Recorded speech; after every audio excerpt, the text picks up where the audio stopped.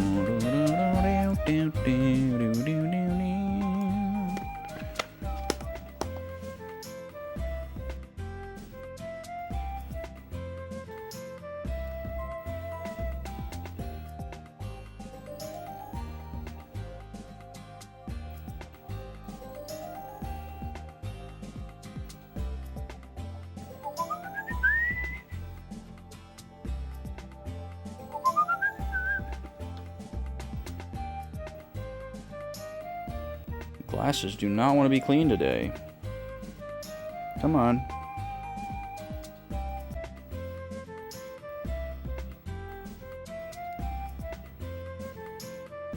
God. Maybe that means it's time for this cloth to retire. Maybe it's been used so many times that it's not cleaning the glasses anymore. What you doing in there, Bobo? Is Nima in there? I didn't see Nima go in there. Alright, there we go. Second cloth to the rescue. Yeah, Nima's not in there. Huh. I've never seen Gobi go in the closet when Nima's not in there.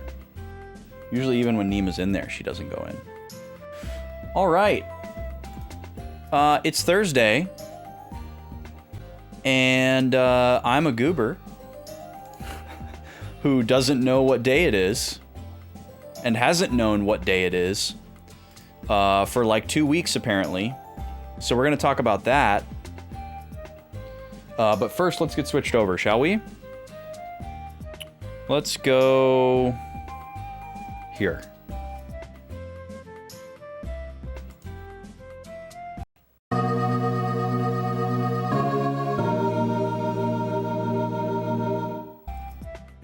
Welcome in, everybody. How's it going? Welcome to Thursday. We got a few things to chat about. Mostly the fact that I can't read a calendar. So I've been talking for like 2 weeks about how I'm traveling, there won't be a stream on Friday, and I had all these great plans about how it was going to line up perfect with like the one day today to do the dot hack bonus thing for the extra stuff that we opened up before we move on to volume 3 or volume 4, and then, you know, be off on Friday and the next week 2 days of filler, all that. Well, I was literally an entire week off. I don't know how I was able to operate under this for so long. You know, like I've had it happen where it's like you spend the whole day thinking it's Sunday, but it's only Saturday, or, you know, vice versa, and you have to like keep reminding yourself or whatever. That's pretty normal. But the fact that I was just exactly 1 week ahead really kind of blew my mind, and for how long that it went on. Like, I've been talking about this to y'all on stream for like 2 weeks. I've been talking to the lady about it that way. The lady was ready to take me to the airport on Friday or tomorrow. And I had all these plans. Like yesterday, I had to like get all these things done and then pack my bag at night because I wouldn't have had time to do it tonight. And like finally, yesterday evening, I just like happened to notice the date on the calendar of my phone when I was looking at the time, and everything just like fell into place. And I was like, oh my God. All of that is next week, not this week. And just kind of like had this surreal time hole void moment.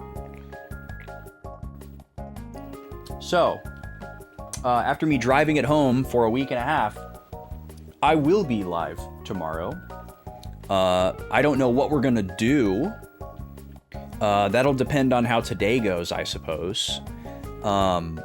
If this, bonus content goes by very, very quickly, like comically quickly, then, we'll have a lot of time to jump into something. If it takes most of the stream, that changes that.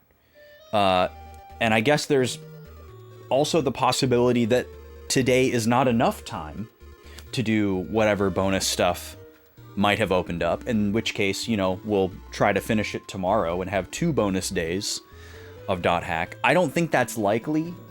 I think it's either going to be, we're going to boot up the game, and then I'm going to realize, oh, there's not really anything to do here. It's just like a couple of emails and some board posts, and it takes like 30 minutes, and maybe we write some stuff down, but we don't actually do anything. I think that's a possibility.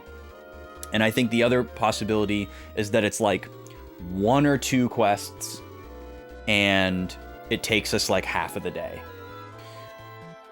I feel like it's probably going to be one of those 2 or somewhere in between. Maybe I'm wrong. Maybe it's a whole bunch of like character quests, and we're going to need 2 days to do it.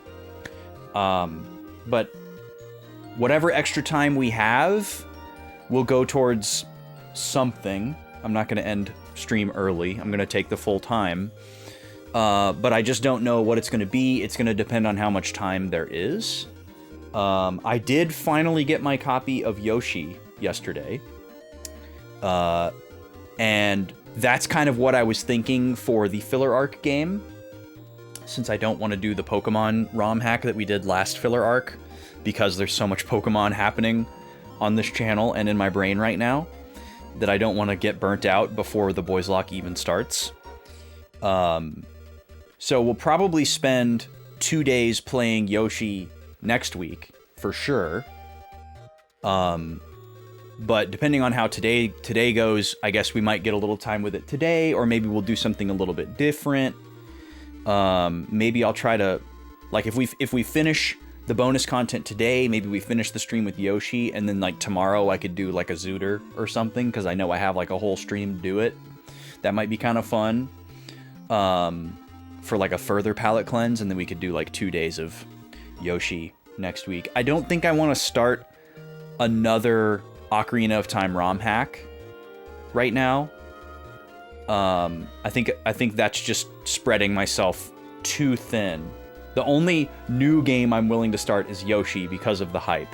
Really, I shouldn't start anything new at all. I don't believe it. Welcome in, Kiki. Welcome in, Gem. Yeah, brain is Pokemon. So we'll see. We'll see what happens. I'm in the process of digitizing the .hack notes. Otherwise, everything for YouTube is already done, other than, whatever we do today. But all the previous VODs are already uploaded and scheduled. I think the first one is actually going to go up, like, tomorrow. Or Saturday. VODs don't go up on Friday.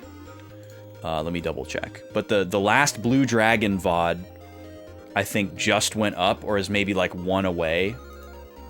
So, that timed out kind of nicely. I don't think it's ever happened where I have finished an RPG fast enough to where the VODs started going up immediately following the previous VODs, the previous RPG's VODs finishing. That usually doesn't work out that way.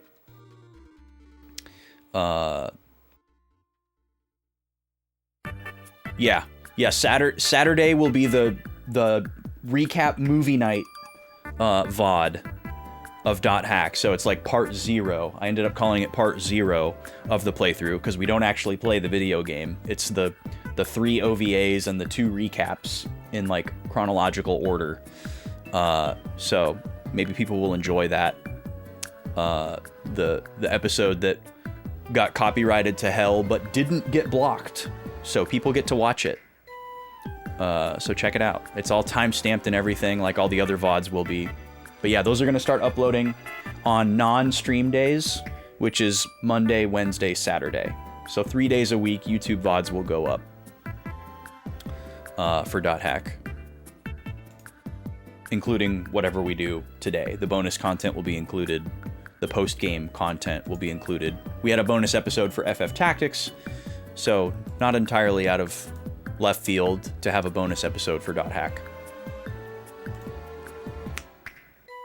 This song is so hard to transcribe those snaps.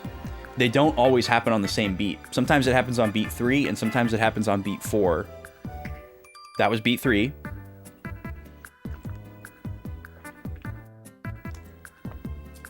But anyways, in Pokemon-related news, check the pinned chat message, or maybe it's over here for you. I spent way too much time yesterday putting together a YouTube short to explain the key decisions for the Boys Lock playthrough that's starting on Tuesday, so that people would know what they could contribute towards to buy out. The nickname claiming channel point redeem is open. It doesn't have to be during a Pokemon stream to do that. So if people want to use channel points, bits, or subs to claim Pokemon names, they can do so. I haven't set up the chat command to spit out the spreadsheet yet. So I will post it in the chat for you real quick here. Even if you don't have 1,000 channel points, you can just type in suggestions for free. Everybody has the ability to edit column H of this spreadsheet. You can just type in the name that you want to suggest for the particular Pokemon and add your username so that we know who suggested it. And then if we catch that Pokemon, I will consider your suggestion. But if you claim it with 1,000 channel points, that will be the name. That will be the name. And, you know, I reserve veto power if it's, like, inappropriate or whatever. But in general, that will be the name. And you can also supersede people's names if you want to be nefarious. So if somebody's already claimed a name for a Pokemon that you wish you could have named, you can one-up a channel point claimed name with a minimum of 100 bits. Or you can use a sub, which counts as 500 bits, which means somebody would have to do 2 subs or like more than 500 bits to take it away from you, and so on and so on and so on.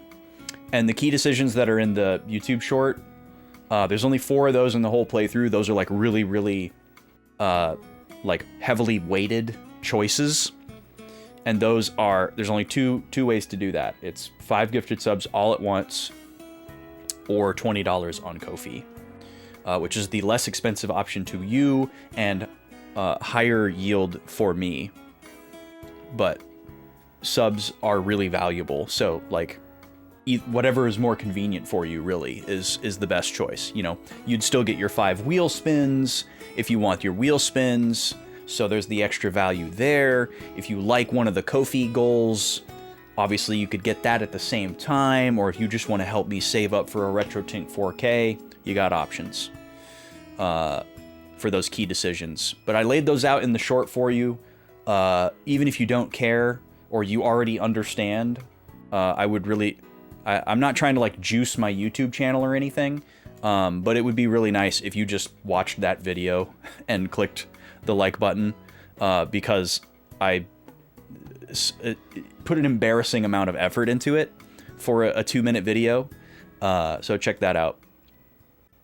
It'll stay pinned at the top of the stream. You can watch it during an ad break or something, or right now if you want. I don't care. I think it turned out really good though. I was embarrassed with how much time I spent on it and how long it took me to do what I wanted to do. I'm a very slow video editor, I think. Or I feel like I must be, because there's people that put out shorts like this, like, every day or multiple times a day, and I don't know how they could possibly do it unless they're, like, 150 times faster at editing than me. Like, I didn't even record any video for it. It's just graphics and a little bit of animation. I don't know how people do it. I don't know how you could have that level of output without just being so much faster. And this wasn't even like This wasn't even one of those video editing sessions where it's like, oh, I have an idea and I need to make a specific thing happen in my editing software, but I don't know how to do it. So I've got to like go learn how to do it, and that takes up a bunch of time. That wasn't even part of this. I knew how to do everything that I did in this edit. I didn't have to learn any new skills. It just took me that long to put it together. And I guess I was, you know, like, I get kind of distracted too. Like, I have to like take a break, you know, to eat or like do something else for a little bit. And, you know, Backlog baby needs my attention quite often. So it's not like I was just locked into my computer doing absolutely nothing else for hours and hours and hours, but it's really easy for me to get just wrapped up in the totality of the number of hours, regardless of the breaks or whatever. But anyways, check that out. That'll be a reference point that I will continuously point to throughout the playthrough, to help people understand the key decisions if they want to buy one out. I don't, because it's a short video, I don't go into exhaustive detail explaining all the different pros and cons. I'm kind of leaving that up to y'all. The last time when I made the video for the last Boys Lock, I went into like really exhaustive detail explaining the different pros and cons and looking at the learn sets and the base stats and, you know, what matchups they're going to be good for long term and all that sort of thing. And that was like a 22-minute video. And that video, ironically, was way easier and quicker to make than this one. Because I just kind of like had some tabs open and like recorded it live in OBS while I like moved stuff around on my computer. Just like recorded my desktop. There wasn't any really major editing other than just like cutting out some of the gaps. Ironic how a 22-minute video could have half the editing time of a 2-minute one, maybe even less than that.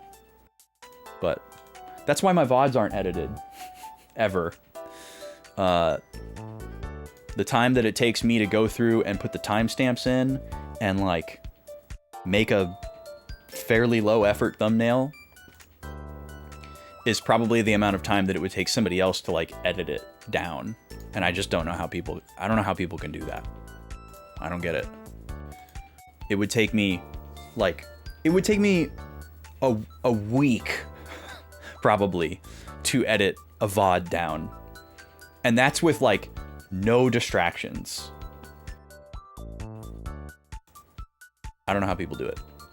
Anyways, yeah, we're gonna play Dot Hack today. We're gonna see what kind of bonus content we can get into. I major goofed the schedule, so I'll be live tomorrow. This week is actually normal schedule, despite what I said previously. And then next week will be the week that I don't stream on Friday, because I'll be traveling. So. Boom, bang, boom. I'm getting the 3DS all charged up. I fired up the Pokemon Black cartridge the other day, because I still had all the stuff from my challenge run like a year ago on there and traded all of it to white. So I had a couple of, like, I traded the whole party team that I actually used for the challenge run because they're cool and I'd love to have them exist. I don't have a way to back up DS saves. So I traded all those Pokemon to my white version, as well as all of like the high value items, the like limited quantity items. So I've got like some extra evolution trade held items, powerful held items, the Master Ball from that playthrough, stuff like that all got traded over as well. A couple of Pokedex entries just for the heck of it. That took a really stupid amount of time to do. I think that's the first time I've ever traded in a Gen 5 game, and it's so much more stepped up from a Gen 4 game. There are so many times where you have to confirm and say yes before the trade actually happens on both sides. And I'm assuming it was probably because there was like some like trauma from how it went in Generation 4 because that was the first time you could like trade with people over Wi-Fi instead of only being able to trade in person. And I'm sure there was some, like, I know a couple of really bad things that happened in Gen 4, which was like them giving you the ability to talk to people through the DS microphone.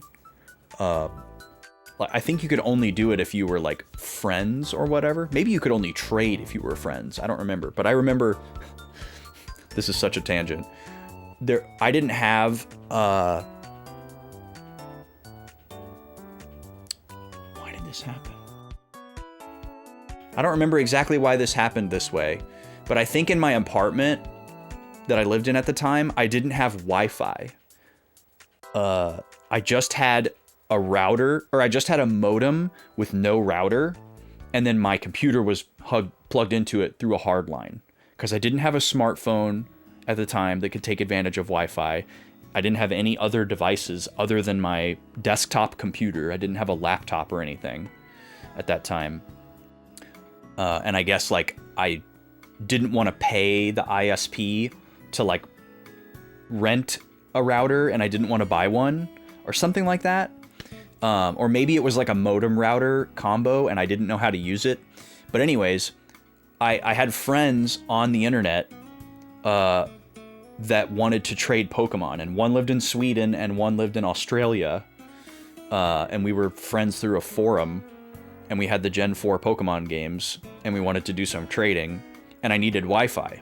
I needed to be able to connect my DS to Wi-Fi. And I remember, so I lived in downtown St. Paul, Minnesota at the time, and downtown St. Paul has this network of office buildings. Downtown St. Paul is pretty much all office buildings, like high-rise skyscraper office buildings, and then a couple of other things, and that's where my school was. And a lot of the office buildings are connected by this network of skyways that's like a hallway, basically, that connects the two buildings on like roughly like the third floor. So you can walk from like one end of downtown to the other without going outside, which is meant to be like a thing to combat the winter weather, because the cold and the snow are so nuts there. And then along the skyway level of a lot of these buildings are businesses. So there's like fast food places, random little mom and pop shops, convenience stores, things like that. It was actually pretty cool. The downside was that everything would close at like between like 3 and 5 p.m. because it was like a salaryman type of demographic. And like after that, nobody was there except for the college kids and like vagrants. So they would shut it down. And a lot of places would just lock the doors entirely, and you couldn't get into their skyway level after like 5 p.m. But there were a couple of paths that were always open, even in like the middle of the night. You could walk through there. And there was one business that had open Wi-Fi, and they didn't turn their Wi-Fi off at night. So I walked through the skyway at night with my DS, and I had to like communicate with the friend on the computer, because after I left my computer, I wasn't going to have a way to communicate with them directly until we established a connection via our DSs. And so I had to like tell them like, okay, it's going to take me approximately this many minutes to get there. Like let's like synchronize our watches basically, and we'll both join at this specific time, because you have to like kind of time it. And so I remember walking to the place and then having to go into like my DS settings to like create a Wi-Fi connection for this like random like Chinese restaurant or something that was in the skyway. And I was sitting like crisscross on the tile floor of a skyway at like 9 p.m. like all the lights are off. And connecting to the Wi-Fi, it works. And then at the appointed time, I like go into the trade with the friend, and we got connected. And then for the first time ever, we spoke to each other and heard each other's voices through the Nintendo DS microphone and speakers. It was surreal. And we were like afraid to talk to each other. And then we traded our Pokemon and went about our way. And it was just like one of the most wild experiences ever. I was like worried that some like cop was gonna show up and like run me off, or some like vagrant person was gonna like bother me or scare me. And I think one person did walk by me and was probably just like too scared to engage with me because they probably thought I was weird and doing something weird, so they just like hurriedly walked past me. But I feel like this was like early enough where like you know, pillaging someone's Wi-Fi wasn't like as common of a practice, because this would have been in like this was probably in 2008, honestly. So like, you know, going somewhere and like hanging out because there's Wi-Fi was not nearly as popular or like commonplace at that time. It felt like, at least not in that area.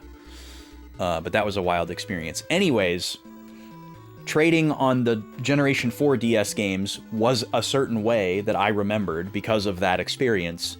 And the other night, trading with myself on the Gen 5 games was very, very cumbersome. You have to like show a Pokemon, and then the other person shows a Pokemon, and then you both say like, I acknowledge the showing and I see the Pokemon, and then it takes you to another screen, and then it's like, you can pick 3 Pokemon at a time instead of just one, which is really bizarre. And then you like go to the other person's like row of 3 and pick which one you want, and then they pick which one they want from your row of 3, and then it shows them to you again, and it's like, this is the trade that's being proposed. Do you agree? And you say yes. And then it's like, okay, this Pokemon will be traded for this Pokemon. Do you agree? Yes. And there's like so many filters and steps where you can like change your mind.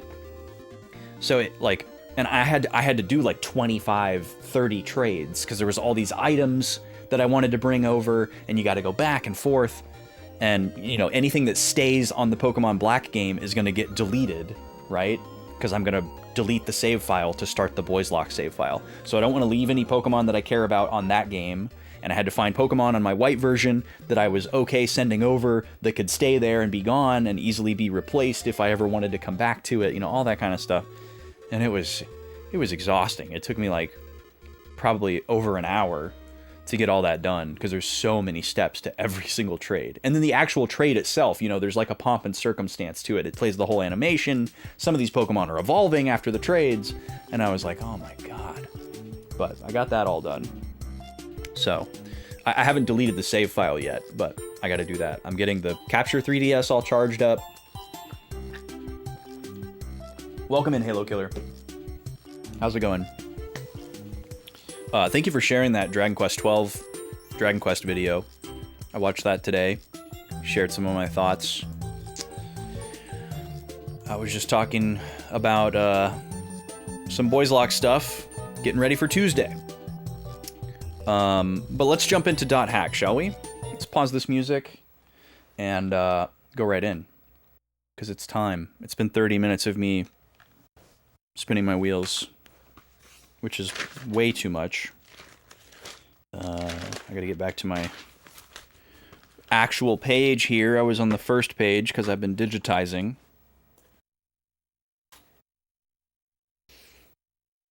I've actually typed in all of my notes up to today in whatever we write today. I just haven't color-coded them. I really wish that Google Docs had conditional formatting like Google Sheets does. It'd be so nice. Like, you know, you could tell it, okay, every time I type this word or this name, change it to be bold and this color, or highlight it in this color. It would save me so much time, because otherwise I have to like Control F and go back and manually do it for like however many instances of a particular term or name there are. It's a lot. Okay, we're going to load slot 1. Slot 1 is the ticket. Yeah, slot 1.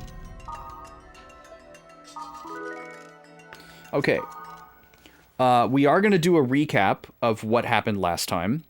This will not take long at all. But last time we played this game, the finale unexpectedly happened pretty much right away. We started stream, we did a recap, and then we went right into a story dungeon where there was like some cutscenes beforehand, regular old-fashioned dungeon, nothing too crazy about it. And then at the bottom of the dungeon, we met Gore, who is phase 5 of the Cursed Wave. It was the two avocado half-looking guys who like mumbled and chanted stuff. It was actually really funny. And then after we defeated them, Helba says that she detects heavy activity in the Theta server. And everyone's like, oh, the Cursed Wave itself is mounting a counterattack. I don't really know what that means. Does that mean Kubia? If Gore is the 5th phase of the Cursed Wave, how would the Cursed Wave be moving in the Theta server? Does that mean like the defeat of phase 5 has like awakened phase 6? And that's where phase 6 is? Maybe. Leos is really like reluctant to applaud our efforts. He doesn't really want to like give us kudos and be like, oh, good job, you did it, or hey, good going, team. He just kind of like sees that we achieved our goal, and then he just kind of like heads out. And then the final line before the credits start is Kite like looking in the camera, kind of, which is funny, and he's like, we've just learned an important rule for the game that Harold has created, which was kind of a confusing line and didn't feel super punctuated, but then the credits rolled, so I was like, oh, okay. And so the credits rolled. After the credits rolled, we got back to the desktop here. We had a congratulations message from Bandai saying, hey, congratulations on beating .hack Volume 3. Here's a bonus dungeon. So that's one of the things we're going to check out today. And then we read some news articles, one of which had a string of words that kind of sounded like a keyword for a dungeon, and I wrote it down, but I don't think that they're actual keywords. That was fragrant apple potato taste. And then we got another goblin mission on the board, which we basically spent the rest of the time trying to do. And it was stupid hard. We couldn't figure it out. I ended up looking up some things on stream to try and see if I could peck away at it without just outright looking up a strategy guide and risk seeing things that I didn't want to see. And I kind of just like kept digging sideways as I got more frustrated, and we got closer and closer to the answer. But ultimately what ended up happening is we got to the end of stream time and I was like, I gotta go. We'll figure this out later. And then later that night, I fired up the game again and experimented with some stuff with the Goblin mission and ended up looking up a couple of more things. And what ended up happening was, on stream, we figured out that the goblins can be put to sleep with the moon scroll, but you can't buy those, so I had a limited amount of them. And then, even with that knowledge, I wasn't able to beat them because my magic wasn't strong enough, so I was trying to like boost my magic or use scrolls or whatever. It didn't work. And the way that what I ended up doing offline was I went to a specific dungeon where we had seen a specific enemy, because I saw that this specific enemy has a rare drop of a weapon for Kite, and that weapon has a spell that's really powerful. So that's what I did. What was the name of that enemy? It's called Stare. One of the ones that's just an emote is what I was remembering. It was one of the story dungeons. We went there and I used the 2128 drain that we unlocked through the Book of 1000, which is like data. It's like data drain, but it increases the rare item drop rate. and got it first try. I forget what the name of the weapon is, but we'll see it when we get into the game here. I'll show it to you. But it has like a level 2 or 3 like thunder summon. And with my magic attack boost, it would do like 1,000 damage to these goblins. Which is like around half of their health, I think. It was still very difficult. By the time I got the first 2 goblins, the first one obviously is the most difficult because the other 2 are trying to heal it as soon as it goes below 50% HP. But once I got down to the last goblin, I didn't have any more sleep spells left to like freeze it in place and then cast the summon while it's not moving. So I had to just keep doing it and wait for it to hit. It still took a stupid amount of time, but I did beat it, and we got this key item, which kind of like triggered some memories and helped me understand something about these goblin quests. Also, welcome in everybody saying hi. I'm gonna get to you as soon as I finish this recap because we're almost done. Welcome in everybody. The goblin quests, basically, there is somewhat of a structure to them.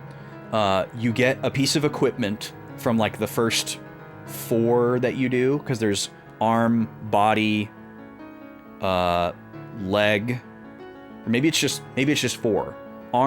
There's arm, body, or no, arm, head, body, leg. Yeah, so there's 4 pieces of equipment, and then the fifth goblin gives you a key item, kind of like denoting that you're done.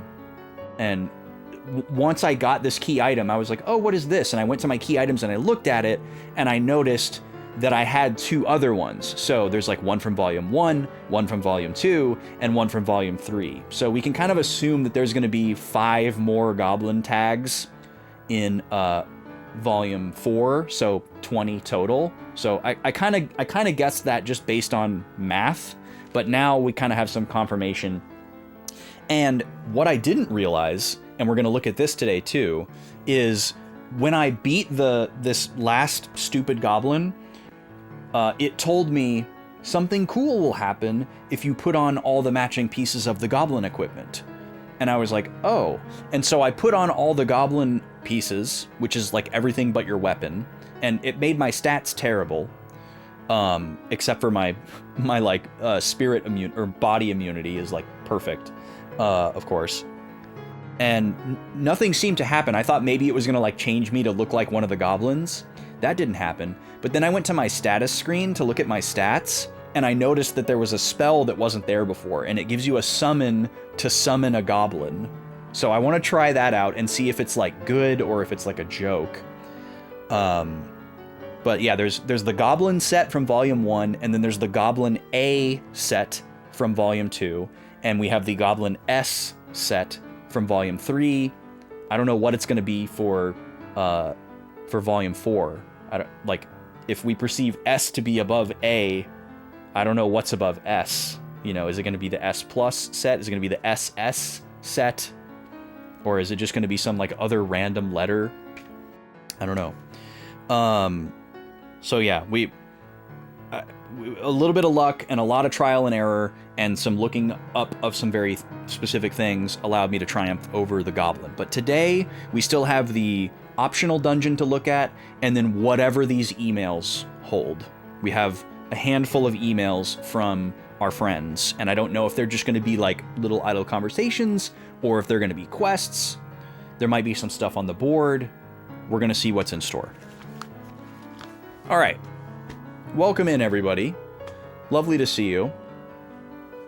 Yeah, you're right. It did happen that way, Halo Killer. We finished this game right at like an hour into stream, maybe an hour and a half into stream last week, and then the same thing happened with Pokemon this week, where we finished it like 45 minutes into stream. I'll be more prepared for whatever we do with the extra time today versus Pokemon on Tuesday. You had a tooth removed, so now you're having to deal with the gauze. Oh my gosh, Kiki, that sucks.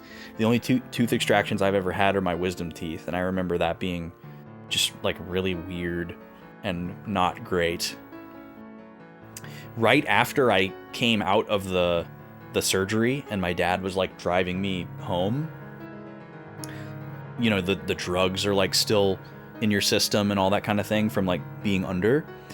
And my throat, I guess like the back of my mouth and like my throat was so dry from like my mouth being open for the surgery, probably, that I thought, and then, you know, that plus the deliriousness from the drugs, I thought that like the pieces of gauze that were on the 4 wounds, because I knew that there was gauze there and they told me, I thought that one of the pieces of gauze had like come loose and gotten like stuck to my soft palate.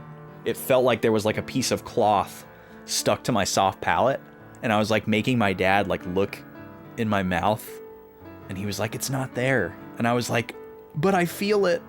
But yeah, gauze in the mouth does not feel good. Anything in the mouth that does not belong in the mouth does not feel good. I hope you can get through that bleeding phase soon.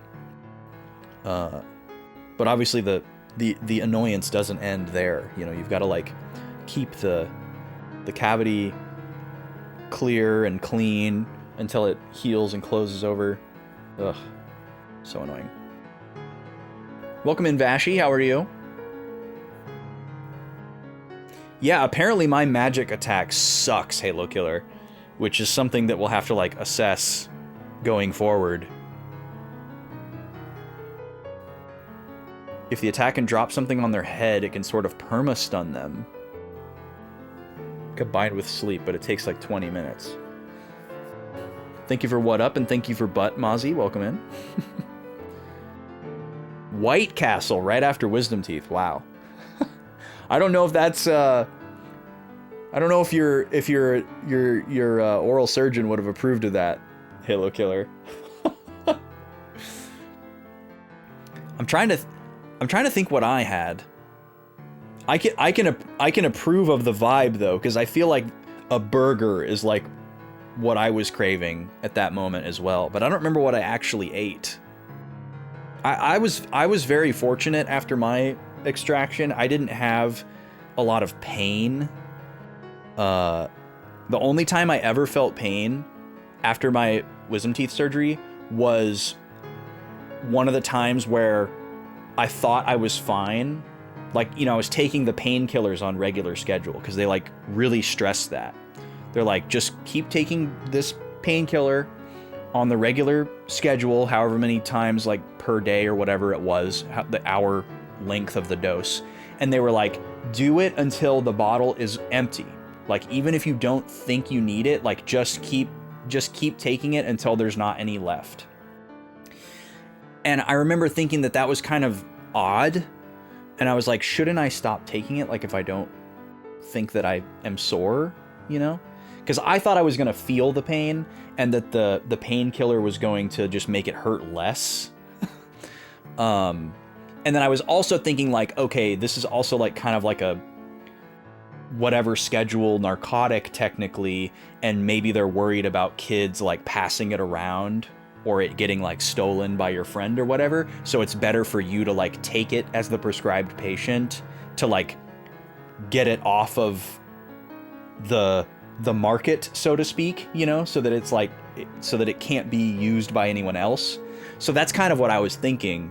And I was like, okay, they just like don't want me to like give this to my friends or whatever. And so after like a week or so, maybe it wasn't a week, maybe it was like 3 or 4 days, I was like, I feel pretty great. Like, I'm doing the cleaning regimen.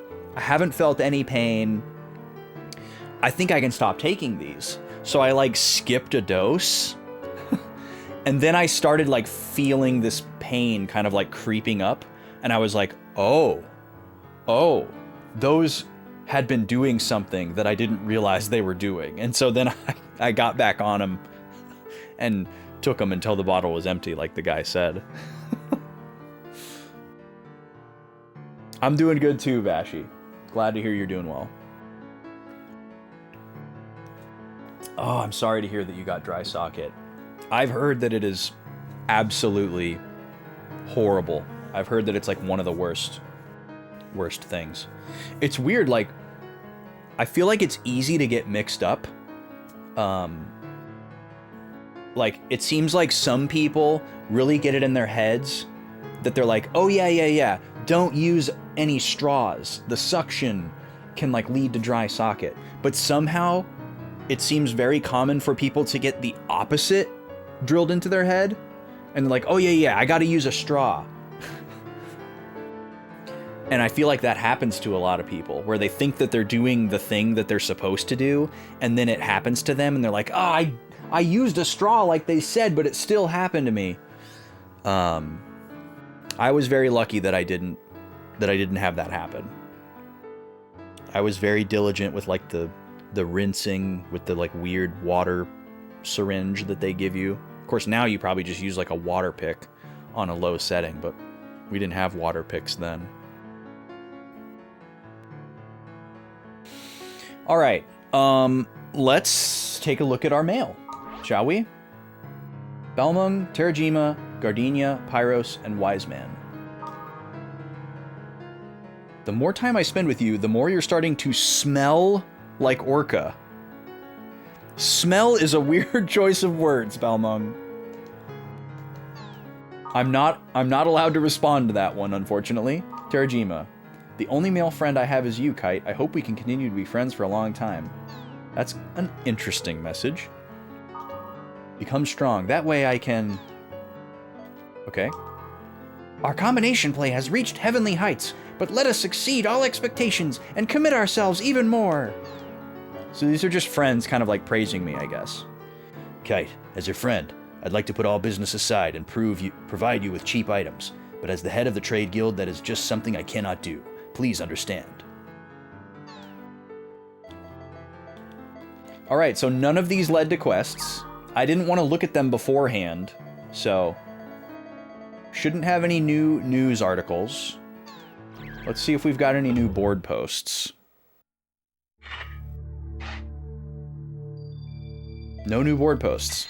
Alright, so we may just be doing this optional area today and nothing else. We are going to try out this goblin spell, though. Because I'm not going to go into a high-level area with all this goblin stuff equipped, because it makes my stats really bad. So, this is the item that I stole from the stair to get this spell. Lancior CH. This is the level 2 Thunder Summon that did 1,000 damage to the goblins.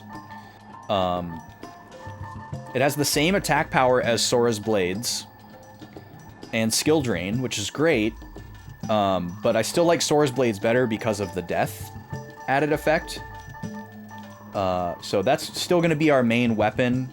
I'm going to hang on to this for other goblins, because this might be our goblin thing. I'm hanging on to the Blades of Bond so that I can use Apcorv. And then these two I'm carrying around so that we can find a Grandpa spring to throw them in. Yeah, Sora's has really high evade. Or actually, it doesn't have high evade, but this one drops your evade. That's actually the problem. The Sora's Blades aren't the reason why my physical evade is maxed out. This one drops them down as like a... it's a huge bonus to my magical attack and accuracy, though, which is something. That also works out great for the goblins. 4 magic attack points is nothing to sneeze at, and it increases my thunder element down here. That's what this one is. So it all kind of self-propagates. All we're missing is the spell that makes my magic go up. I had to use a scroll for that, or an item, I forget which. But anyways, we also have this Goblin King. Level 3 summon a giant goblin. I want to see what that's all about. So yeah, I'm wearing all of the Goblin S stuff here. I'm kind of curious if the Goblin A set and the regular Goblin set do the same thing. If I had to wager a guess, they would give me this spell but at level 2 and at level 1, respectively. So let me just go to a random place here. Dog Dancing Laws Ridgeline. What a name. We've got the first ad break coming up already.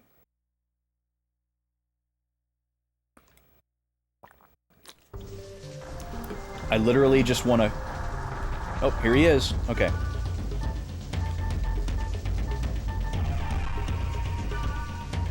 Let's see what happens.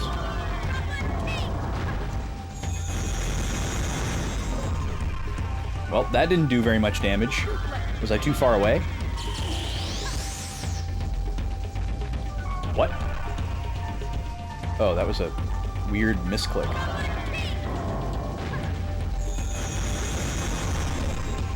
Maybe those extra hits do more to, like, mobs? Alright, well, that's pretty underwhelming. But there it is. Maybe we'll try it out on a mob sometime.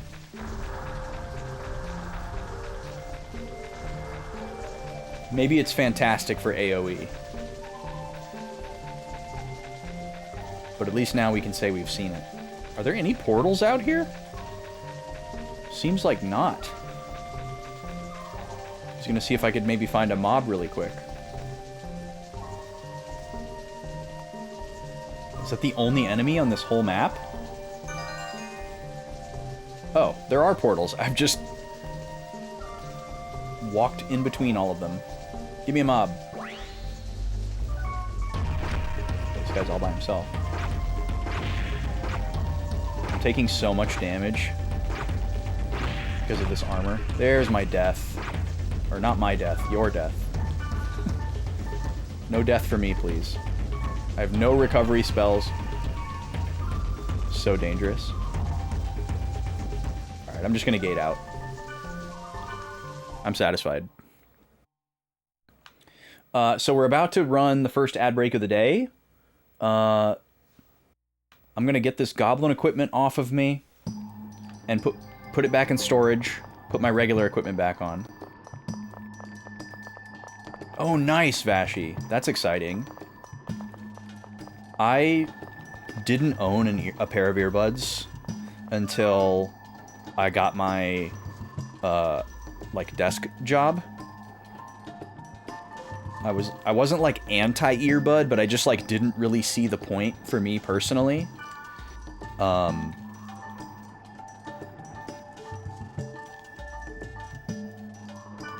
And so I never bothered. But then as soon as I had a job where I could, like, listen to stuff and watch stuff while working, I immediately was like, okay, I need earbuds. Like, I can't just, like, sit here in silence all day while I'm working. And also just, like, I gotta take advantage of this. And now I'm, like, such an earbud person. Like, even around the house, I pretty much always have one in. Like, you know, I've got somebody's stream open, or I'm listening to a video, or music.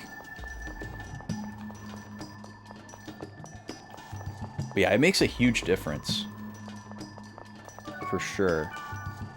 Alright, you're gonna see Mario Party if you're not in ads. I encourage you to click the pinned chat message at the top of chat and check out my Boys Lock 5 explainer YouTube short that I spent a stupid amount of time doing yesterday. I would love it if you could just check that out and click the thumbs up, even if you don't care, because that'll just give me some serotonin. I'll be back in about 3 to 5 minutes, which is just enough time for you to watch that. I'll be right back.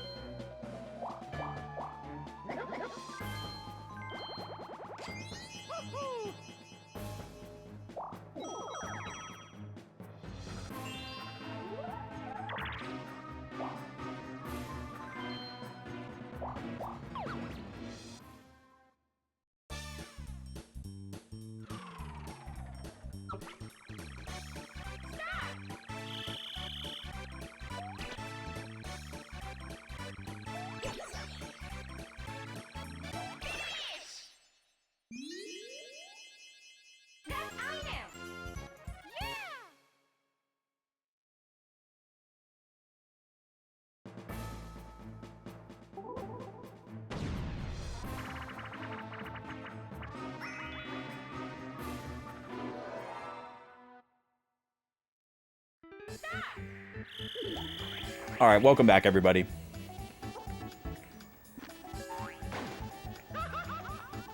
I'm just finishing up a quick snack here. We'll let this mini-game play out.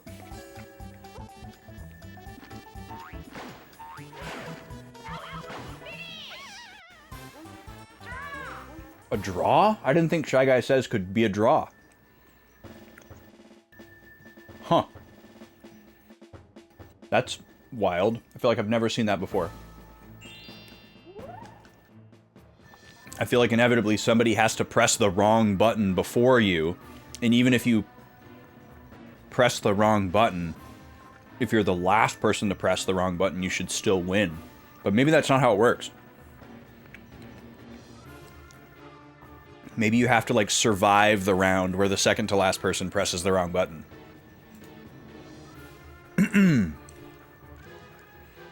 God, this music in this level is so oppressive. Alright, we're back. Time for some level grinding. What are you level grinding in, Kiki? Are you playing something Pokemon right now?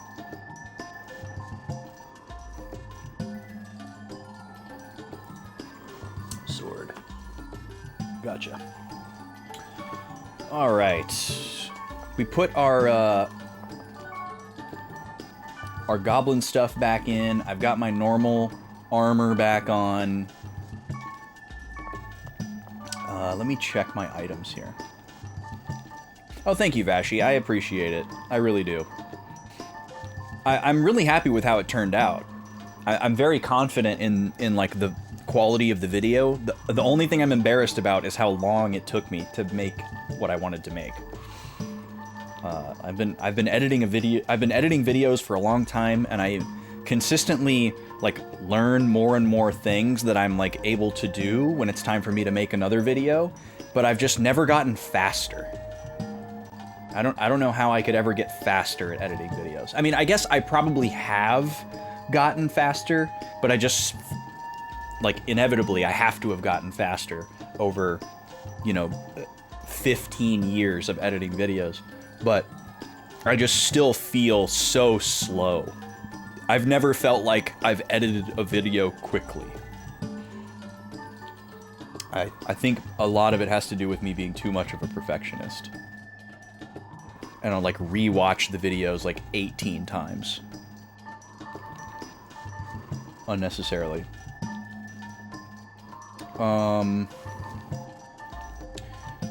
Item stock looks pretty good. Resurrect being at 50 is probably not a big deal. We have a bunch of these now. What about scrolls? Speed charm's fine. So these, we might be able... These are really weird, because this was like the quote-unquote discovery last week. We found out that if we used the spell that lowers your magic defense, that it would remove the magic tolerance on the goblins. So I was like, oh, okay. They don't have magic tolerance so much as they just have like perfect magic defense. And if you lower it by like one stage, however much this scroll lowers it by, then you can hit them. So I thought maybe you could stack it. No, you can't stack it. But then I ran into another enemy that had either physical tolerance or magic tolerance and tried to use these on him, and it didn't work. So I don't know if this is just like a niche thing that only works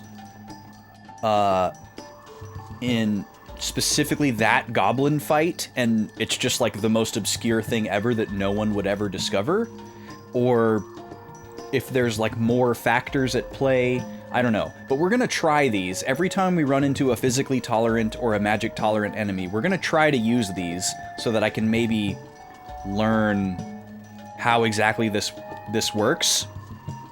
Because I'm still a little bit confused by it, but we'll see. The physical tolerance is the really, really annoying one. That one just kind of stops us dead in our tracks. What kind of horse makes a Merv sound?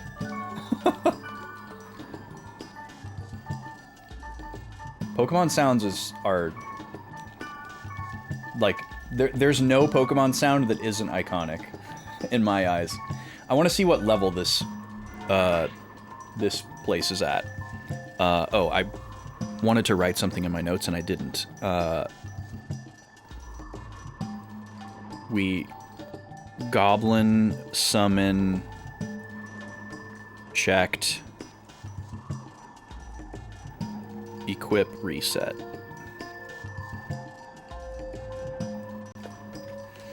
I think we have to go to Lambda server. Yeah, it's in Lambda. Pulsating Sea of Cloud Whale. The Bandai email told us that there's a giant creature there, which I assume is a boss. Let's see what level it is. Level 70. Okay, cool. We don't need to, like, grind our level or anything, or be worried. We can just party up and go. Because that's what level we're at. Now, I could bring somebody besides the story party, which might be kind of nice, because we know Black Rose and Balmung are going to get,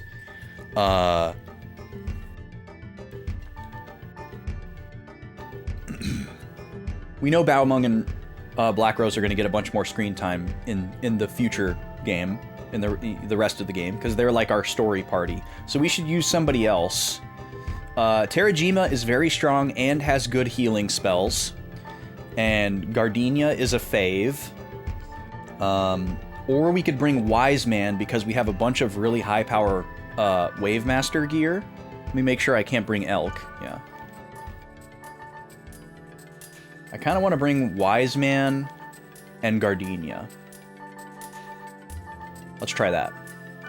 Tried a new root beer to you, Jones Soda. You didn't really like it. It just tasted like sugar water. Vashi, you are my goat right now. You are on your way to becoming a proper soda jerk.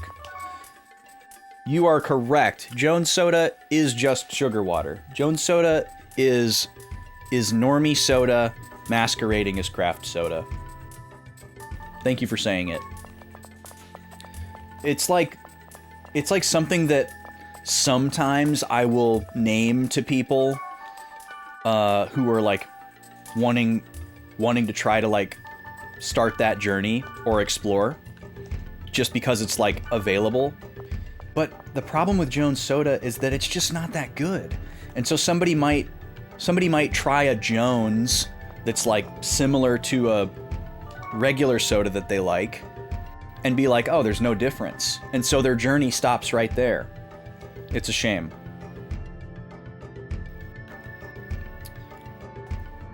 Vashi, are you in the US? If you don't mind me asking. You don't have to be more specific than that, but I'm just curious if you're in the US.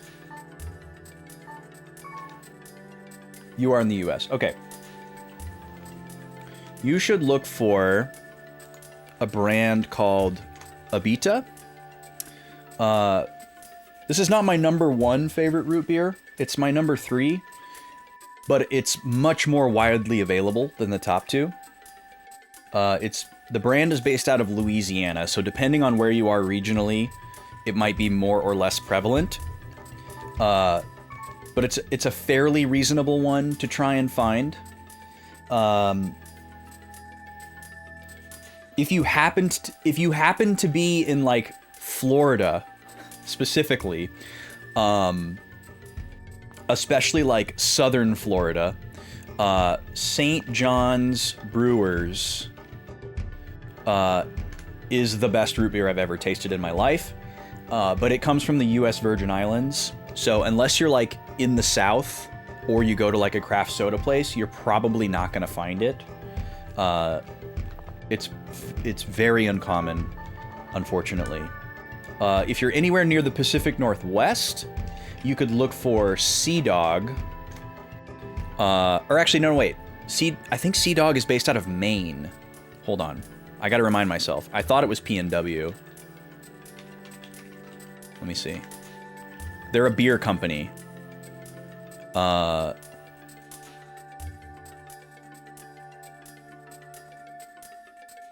they're based out of Maine. So if you're in like upper New England, You could look for Sea Dog.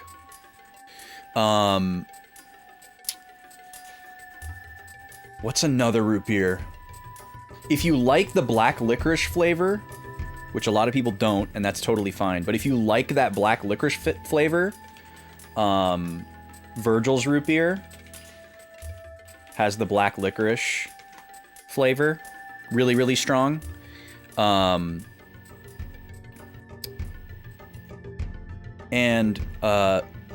Bundaberg is my personal favorite soda brand, just like across the board. And they have a root beer. It's not a super high ranking root beer for me, but it is good. And because they're a popular brand, you might be able to find it. So those are some you could look for.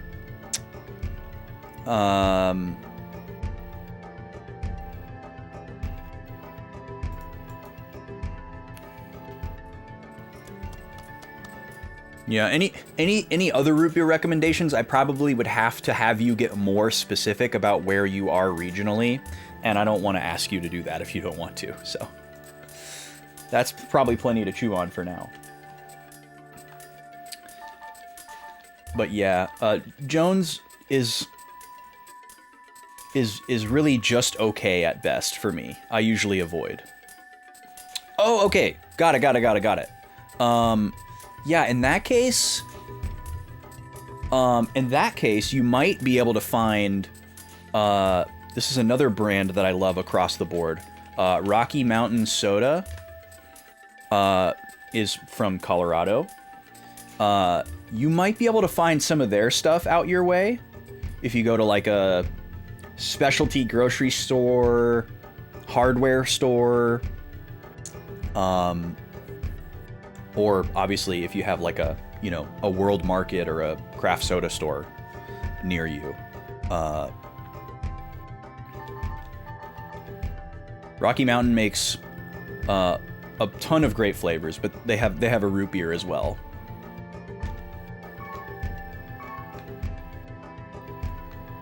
But yeah, you should probably be able to find a Beta somewhere. World Market usually has a Beta near me, because I'm in Texas, which is neighboring Louisiana, where it's from. And I'm sure that makes a difference. I don't know if a Beta everywhere is going to have, or World Market everywhere is going to have a Beta, but... Okay, we have a staff that we want to give to Wise Man, and then we also have some armor that we want to give him. I wrote it down. I think it's actually what I'm wearing right now. Yeah, Cave Bear Hood and Airy Robes. That's what Kite is wearing. I could give myself this.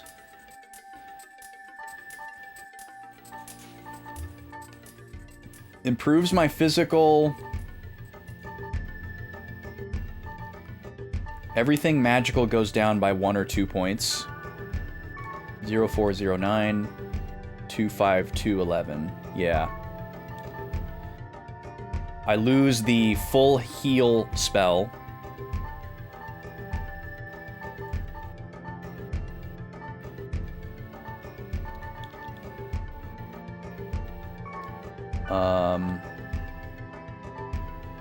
And then I gain some spirit and body, which is fantastic.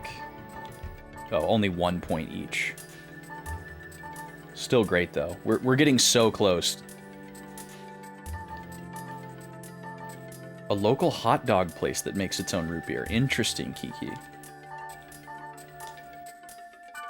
Yeah, sometimes you can find like an old-timey burger shop that makes their own root beer. A lot of like craft beer companies make root beers and ginger beers.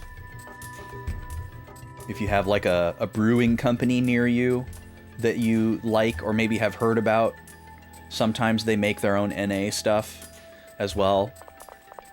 But yeah, if you can find a place that serves root beer on tap, that's really exciting. That's really hard to find. Okay, let me see what I got here. Yeah, there you go. That might be one to try out.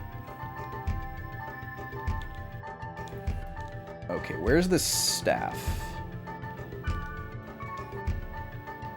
Cygnus Rod. I'm assuming this is the one. So let me withdraw that.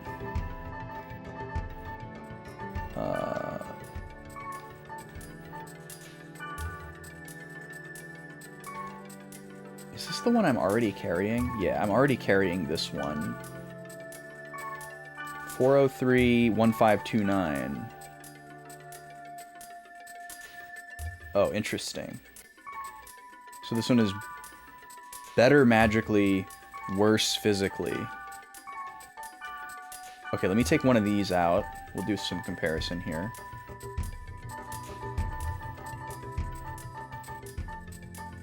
And then flowing robes.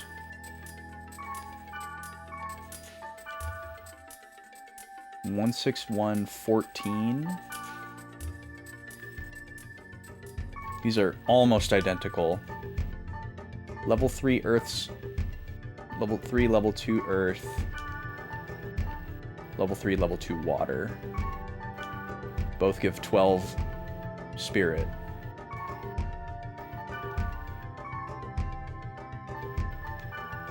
Okay, let me take one of these out. And then take one of these out.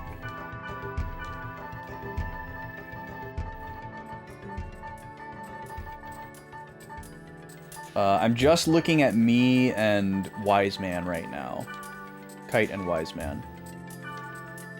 417, 407. Okay, this one's slightly more magically oriented.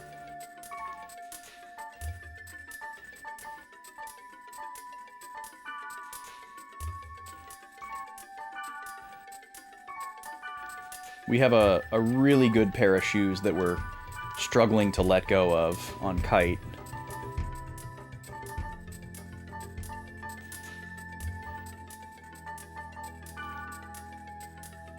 $161.15.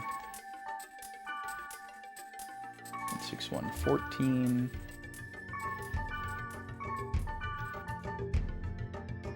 Decrease water. Oh, I see. So these kind of coincide with the armor. He could lower their resistance to the element that he has the powerful spells for. So we'd want those to match. So we could maybe give him those. Okay, let's start there. So let me look at my stuff first.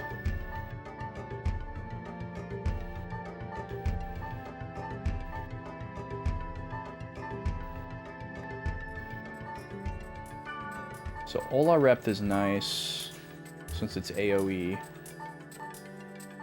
I think I'm just gonna give the Wolf Crest to Wise Man. I think that's good enough. I'll keep the Cave Bear hood for myself. Maybe we'll give Cave Bear to Elk if we ever get him. Oh, Sprecher is great! Yes, Sprecher is another brand that makes a bunch of good stuff, and they have a very solid root beer. And they're pretty pervasive. Yeah, Sprecher's from Wisconsin, actually, but you can get it pretty much everywhere nationwide, I think. Sprecher is one that I can vouch for. Way better than Jones, that's for sure. Okay, and then do I talk myself into this one? So 44, 51, 84.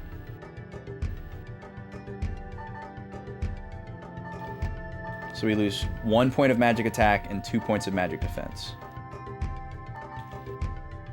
Anything's better than Jones. You grew up with A&W. Okay. A&W is very sweet.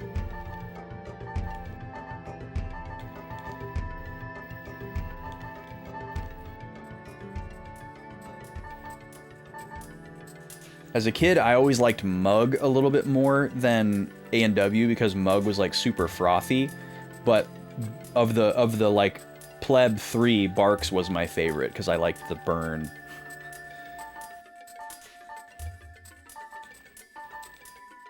I don't know if I want to do this. I lose so much spirit there. I don't think it's worth it for 1 point of defense. So yeah, I gotta just hang on to these. And then for these, we're trying to compare with this one. So we lose 1 attack point on both sides.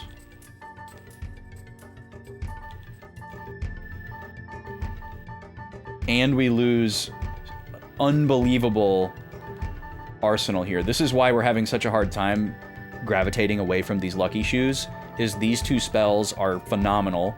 This is a phenomenal added effect. So that's really hard to let go of. That's your order? Alright, fair enough, Halo Killer. What's up, Draconics? Welcome in. We are looking at a bonus dungeon for Dot Hack today, and then some shenanigans with whatever time is left.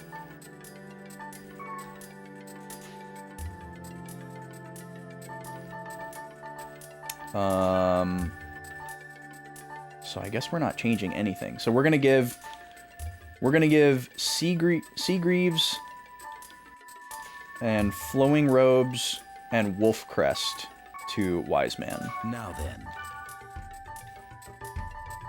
And the Cygnus Rod. This is...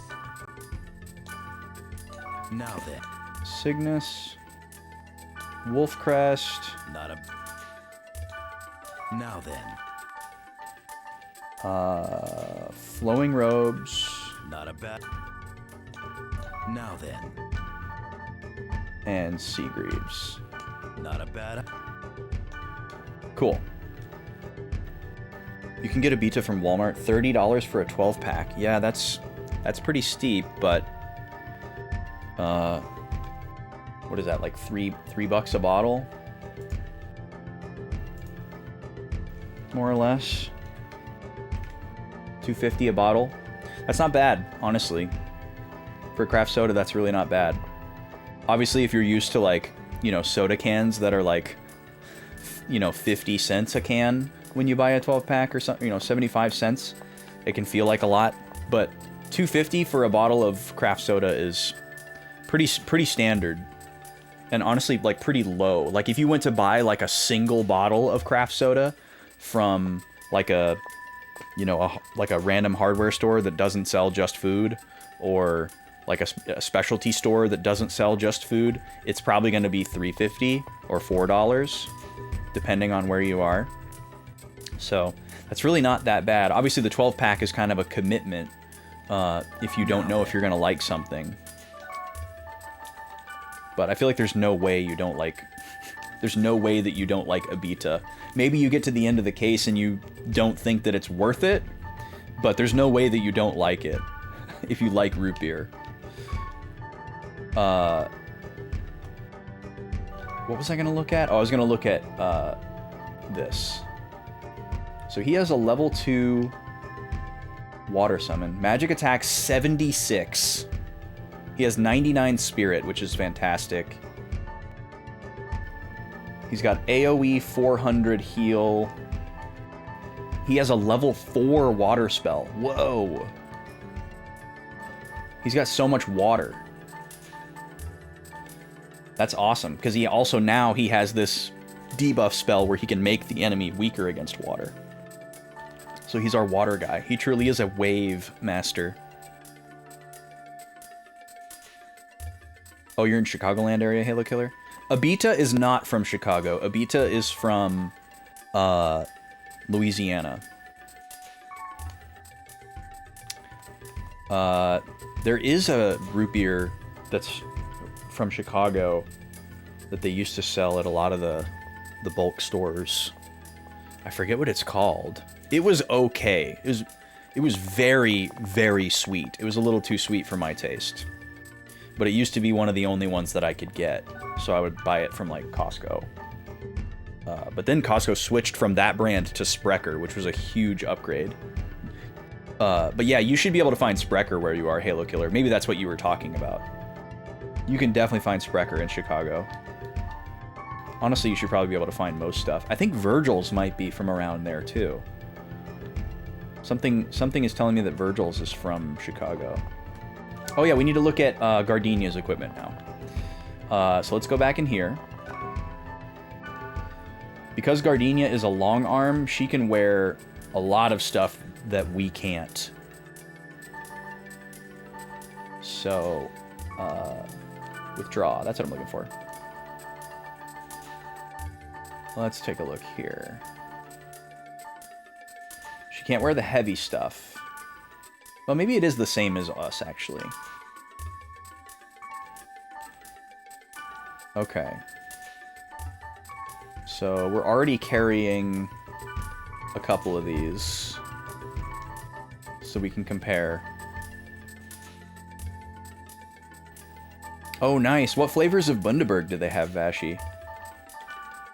I'm curious. The Bundaberg ginger beer is a staple for me. I really like their ginger beer. It's like the perfect blend between like the earthy, spicy, and the sweet. Like sometimes I want a ginger beer that's spicier than that or more earthy than that. But that's like the Goldilocks zone for me. They have the ginger beer and the root beer. Okay, cool. Yeah, the Bundaberg ginger beer is phenomenal.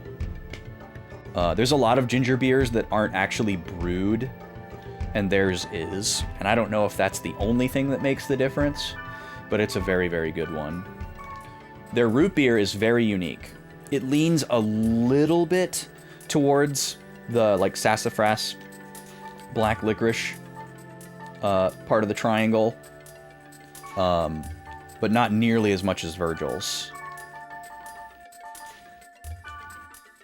And I've always called the Bundaberg root beer the pizza root beer. And this is probably not going to sound like an endorsement. It's just a strange phenomenon that Vaughn and I both experienced it the first time that we tasted it. And that is that drinking Bundaberg root beer does not taste like pizza, because that would be disgusting. But Bundaberg root beer, to me, tastes like I just ate a piece of delicious pizza, and I am now washing it down with root beer. And like somehow there's like a memory brewed into Bundaberg's root beer, or like some type of like trigger is happening in my palate where it tastes like, you know, some specific root beer that I had, you know, at a pizza place when I was a child or something. But like when I drink Bundaberg root beer, it like tricks my brain into thinking that I have recently eaten pizza in a way that no other root beer ever has. It's very, very strange. Okay, so we're comparing pretty much the same equipment as ours for Gardenia. I misremembered. What about these gloves, though? These are solid gloves. These are more magically oriented, and they have skill drain. Interesting. 28217, 393. Okay, so let's take these, and one of those will be the one that we give to her. And then how about for the feet? Got the Frost Soleret and the Stone Soleret.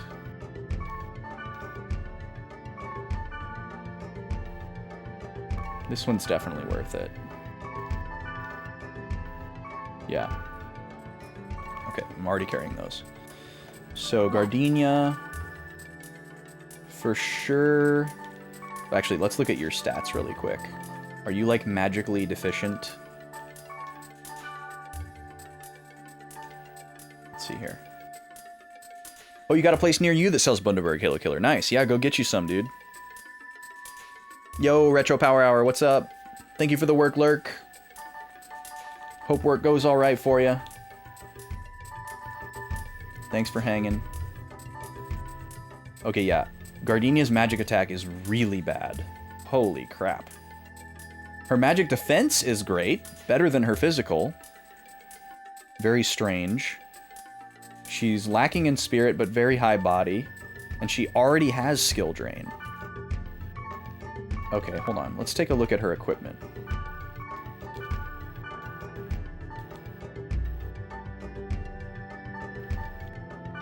So she's already wearing Stone Solariet. So the Frost Solariet should be pretty much an empirical upgrade there, other than that physical evade.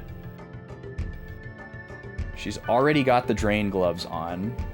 So we would be making her more physically oriented by giving her the Hammer Gloves, so we'll leave that alone. And then she's wearing the Jasper Halberd, which is like the balanced one. Wait, why is she not using this one?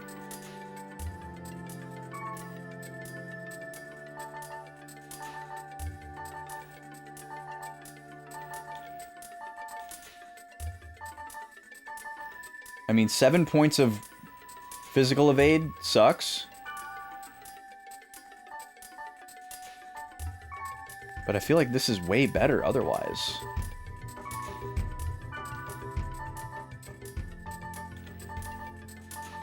We get 1 attack point on both sides. A bunch of status boost. I guess a lot of them are just 1 point. Yeah, they're all just 1 point.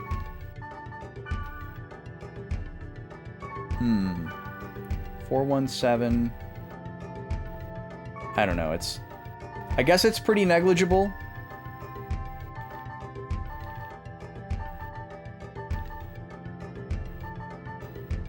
One magic point isn't going to make her a magic user, so.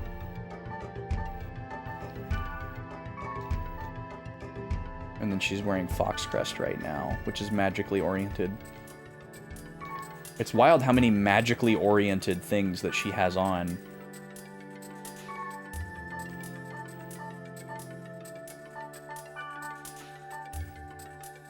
Wow, what a great pair of abilities there. Oh yeah, Green River is a very interesting drink. There's nothing quite like it. I have one in the fridge, actually. I'm currently drinking a weird tea. It's a local thing. It's yerba mate. That's like lemonade flavored. I'm a big fan of theirs. They make a lot of great stuff. No local stores by us sell them, unfortunately, even though it is a local brand. So we just order it online in cases when we run out. This is their new flavor that they came out with a little bit ago. Melted lime popsicle. Yeah, it's like lime orbiting for sure, but it's like, for me, it's like not quite lime, not quite lemon lime. Like, it's a Green River. The color is just so nuclear that it's a little scary. What? Okay, so all we need to give to Gardenia is... Oh wait, this is a hat. 519409. We might only be giving her this. Yeah, it's a very deep Pretty good green. item. Okay, do we need to give her the hat? No, I don't think so. Okay, now we need to put everything back in storage. Sorry this is taking so long, y'all. Item management is a big part of this game, so bear with me. We can only carry a small number of items, so we want to make sure we're not carrying stuff unnecessarily. So we've got room to pick stuff up. And we haven't used these characters in a little bit, so we needed to update their equipment as much as we could. Because I assume this dungeon is going to be difficult. We'll save in slot 3, I suppose. Not sure which came first. I know Green River's been around for a while, but I'm assuming the soda is named after the practice of dyeing the river for St. Patty's, so I would have to guess that the dyeing of the river came first. Alright, we'll call this bonus dungeon prep.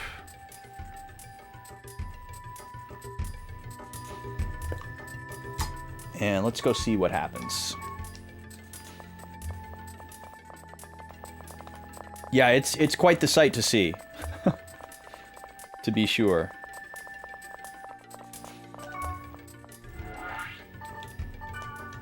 Pulsating Sea of Cloud Whale, here we come. Oh, hold on. Just kidding, we might need to farm some cores. Oh, just kidding. It's one story-related core and nothing else. Interesting. The rubber duck races. That's silly.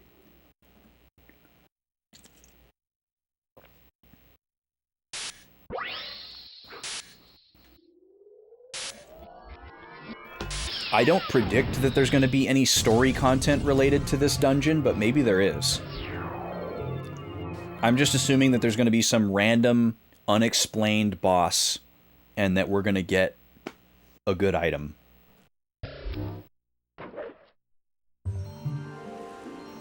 Oh, it has this special music. Whoa, look at this place. Whoa, this is so cool.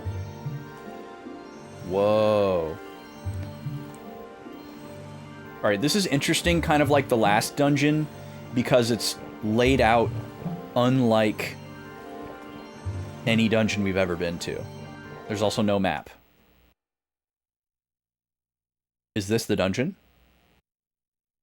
Must be. Yeah, okay, well that was one of the smallest overworlds that we've ever seen. That's for sure. Alright, Fairy's Orb. And then let's get some buffs going.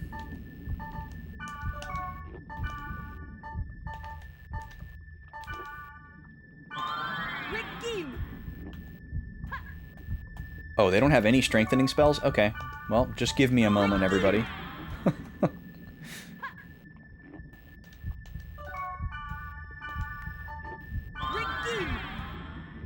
It does sound like a very wholesome activity, a rubber duck race. That just makes me think of a thing that happened to me at one time that I assume was a flash mob of sorts, because it was during the time when that was like a thing that people did. But I don't, maybe it was just like a wholesome prank, I guess, because I never saw anybody like filming.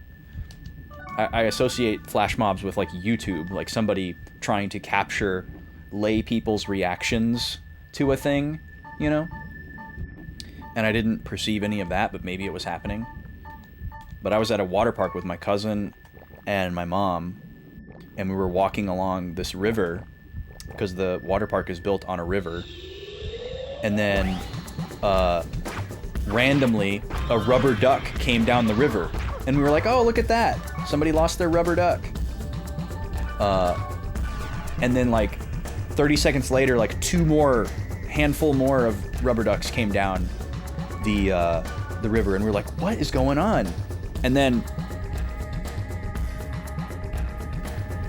like, a minute later, like, 15,000 rubber ducks came down the river, and we just stood there and just like watched them all go by, and a bunch of people like kind of ran up to the railing and just like watched all these rubber ducks go by, and nobody ever like came along and was like, haha, got you guys, you know, or like, oh, I did that, you know. It just happened, and we witnessed it, and then we just like went about our day.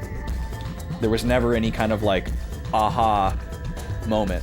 And we just, like, later on, we were just like, remember when those ducks happened? You know, and we just, like, talked about it for years to come.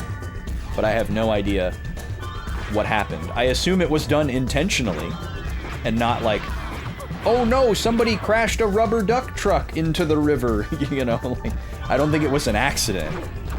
But I don't know why someone did it. God, this enemy is annoying. Yeah, the rubber duck truck. Oh no, our dump truck filled with rubber ducks accidentally dumped into the river. Oops. Okay, Gardini's about to die. Just barely save her. These guys are so annoying. Gardini's about to die again. Okay, we got one. Switch to first aid for a second, please. I'll try to handle these guys. They use magic, which freezes you in place, and then they move around really fast. So you can't catch up to them and corner them. So even like in like a tiny room like this, they're really slippery. In a field, they're almost impossible to kill, because they're like halfway across the map by the time you get out of the spell animation. Thunder armor. That sounds so basic. It also sounds like something I can't wear. Yeah, it is basic. Yo, Dur, welcome in. What do I think is the worst enemy I fought so far? That's a pretty easy question. There was a dungeon that we had to do. I think it was an optional dungeon. I think it was for one of the character quests that we did. Where the entire dungeon was filled with almost exclusively this one specific enemy. I'm gonna do a quick little swappy swap here so I can do AppCorv on everybody. And it was a very strong enemy that had very powerful attacks, and it had the physical tolerance status, which means it's immune to physical attacks. So you have to use magic against it. And if we had only run into it one time or a couple of times, it would have been pretty, you know, unremarkable and not something that I made a memory out of. But we had to fight probably 25 of these guys to get through this dungeon. And it would take probably 5 minutes every time to kill it, because you got to use all of your spells, and then you run out of SP, and you got to recharge your SP, and we'd run out of scrolls for free magic because there were so many of them, and we didn't have that many scrolls, and we didn't have, like, magically oriented characters to, like, excel at those spells against them. And then you would have to use Protect Break on them. And they would finally start taking damage from physical damage, which was great, but then they would like start using like more powerful attacks or healing themselves or something to give themselves more longevity. So you'd end up using Protect Break on them a second time just to kill them, and then you'd get no experience, because that's the trade-off. So those guys were really, really rough. I think they're definitely one of the worst. There's a lot of really annoying enemies in this game, though. Like, these guys are definitely up there. These maiden enemies are also up there. Anything that casts magic and runs around really fast is super annoying, and there's like 5 of those enemies I can think of right off the top of my head. So those really suck. Because when you get a spell cast on you, you can't move until the spell animation finishes. See, these guys have magic tolerance. You can't use magic on them. But yeah, they just run away, and then they start casting magic on you. They're also confusing my party members that aren't immune to it, and they're attacking me. Confusion is really dangerous in this game. But yeah, now I can't move because he's throwing magic at me. And then he starts running away again. So yeah, even in like super close quarters, these guys are really annoying to deal with. So they're all kind of like lumped in together. Anything with physical tolerance is like already in like the S tier of annoying. And then anything with attack magic and high speed that can like run away while it traps you in a spell animation is in the S tier. And then enemies that heal themselves are also in the S tier. And sometimes those overlap which is really a problem. Hope you're doing well, Dur. Nice to see ya.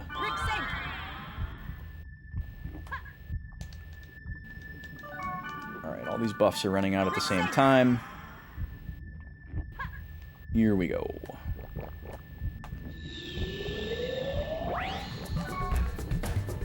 This guy is no problem. He looks super scary.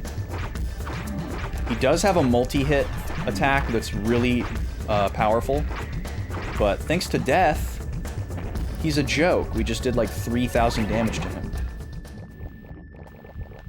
Is there no category for this game? No, I'm just choosing to stream in retro for this series because I feel like it makes a little bit more sense to me. Like, there's an individual category for each of the 4 volumes of this game, even though they're all kind of like the same game. And there are technically people that follow those categories, but, you know, like, the thought of someone who, like, follows specifically the Volume 3 category, like, clicking into the category and checking it and, like, showing up to my stream, just seems low odds. Like, I don't think that much discoverability happens through the Twitch category system anyways, except for maybe a couple of, like, really iconic games. I feel like it's more used just for people to display what game they're playing. But yeah, these games are, like, kind of niche at this point, so yeah, I feel like a lot of people are going to show up and be like, what the heck is this game? Like, there's probably a lot of people who have heard the name .hack but have no idea what this game looks like. And also, there's also a weird, unfortunate thing where sometimes the people who are following a category of a niche game are not the people that you want in your chat for a first playthrough, you know?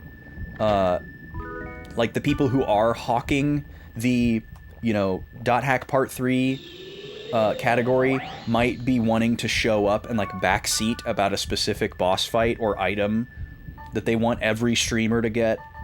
You know, you see that a lot with, like, certain Zelda categories, certain RPG categories. Certain ones are much more egregious than others. So I'm always, like, a little bit wary of that as well. Like what kind of a category is this gonna be? But really for me, my category is just to show people what game I'm playing. I know some discoverability happens, and thank you for confirming that that's where your discoverability came from, Halo Killer. But yeah, it just depends on the game. That's another one, Draconics, is like speedrunners and like randomizers and challenge runs. Pokemon is the most annoying of all, for sure, though. The Pokemon category, like, environment on Twitch is such a mess.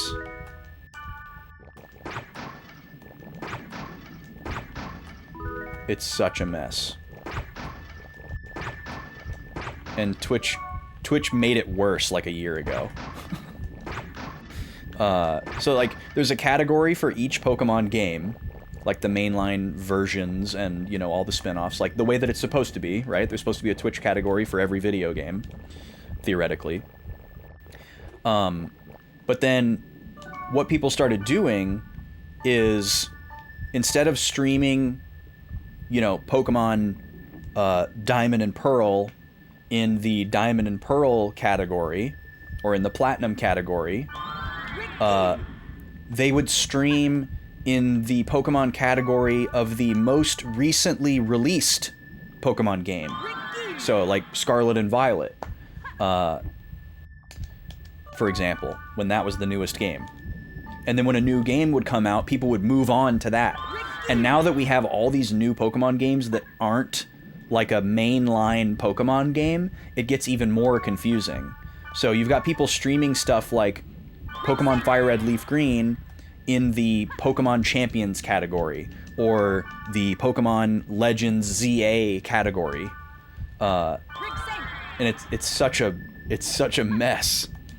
And then like a year ago, Twitch added a generic Pokemon category, and you can just stream in the Pokemon category, which is just like, what? What's anybody gonna do with that, you know? So I feel like the only people that are searching Pokemon categories are probably speedrunners and challenge runners, and it's got to be really frustrating for them because there's going to be inevitably so many streams that they're not interested in. Like, if you're looking for a Nuzlocke or Ironmon or a first playthrough, it's all going to be nested in the same category, and you're more likely going to find those streams with the tag system than the category system. You know, you're just going to search the Ironmon tag. You're not going to go into the fire red, leaf green category because there's going to be a bunch of junk in there that you're not interested in. So, right, and then there's all the ROM hacks where it's like, okay, you're going to use the category of the game that it's based on.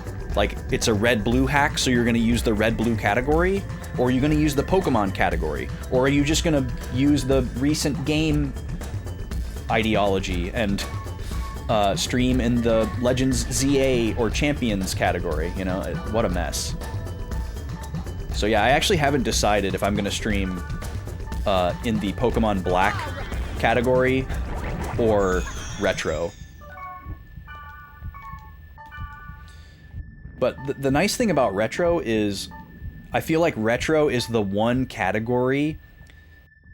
Well, maybe not the one category, but Retro is the category that I think is indisputably surfed the most. Like, people will just click Retro and, like, see what's going on in there. Like, there's people that actually follow that category and, like, look around for random stuff in the Retro category. And they might, like, actually discover a video game that they didn't know about in the Retro category or something. So I kind of like that. There are some people that are a little too uppity and elitist about it, which obviously I don't like. But there's a lot of things about the Retro category that I do like. I also like that it's a nice kind of like icebreaker when you raid into someone from the Retro category. Like, if you raid in from a specific game category, the streamer might just be like, oh, I've never heard of that game before. What's that like? Or, oh, cool, I know that game. But if you raid in from Retro, the streamer's like, oh, what were you doing in Retro? You know, and you can have like a little conversation about it. And I like that too.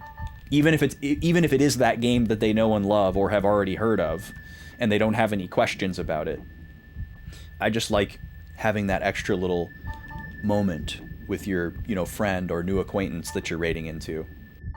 Oh, I'm doing AppCorv here. Sorry, I'm struggling to multi-brain. What's going on, Lee? How are you? I'm gonna read this in just a second. I gotta start casting this spell on everybody. Do you know how frustrating it is to find Pokemon categories during setup? Yeah, that's true. Just like typing it into, like, even if you are trying to be game specific and you're just typing it into your OBS to add the category, there's way too many. Oh, and you're still using slobs. Shout out slobs. Any slobs in chat? Oh, this is a cool floor. I guess it doesn't matter which way we go, so here we go.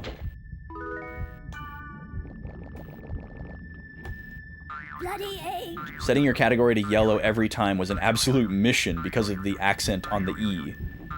Oh, really? You had to... Oh, wow. That's wild. I used to remember the alt code for that E, but I don't recall it off the top of my head. That's wild that that's like the one game that has the accented E actually in the category, and then the other ones you can just... It's also wild that they don't have aliasing for that.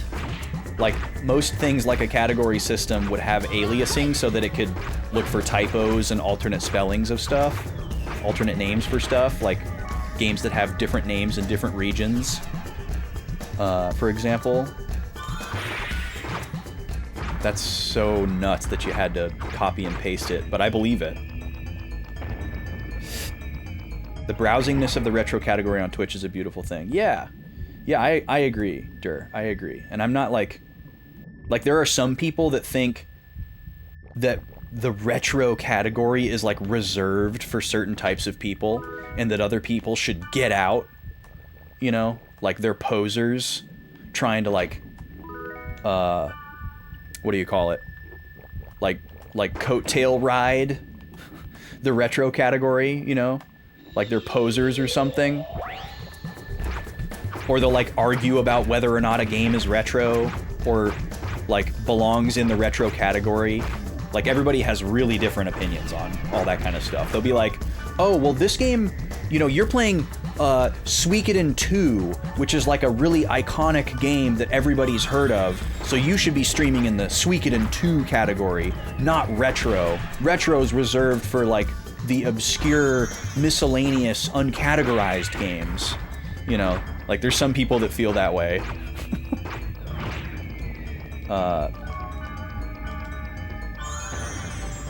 And I don't care about what those people are saying. Oh, I forgot to switch my weapon back.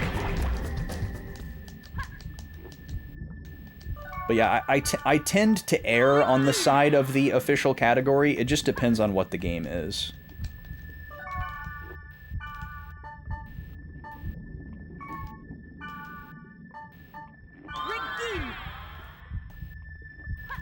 Oh, Lee, I'm so sorry to hear that, my dude. Oh my god. What a absolute horrendous triple whammy. I wish I could send you a dumpster full of ice. Or something.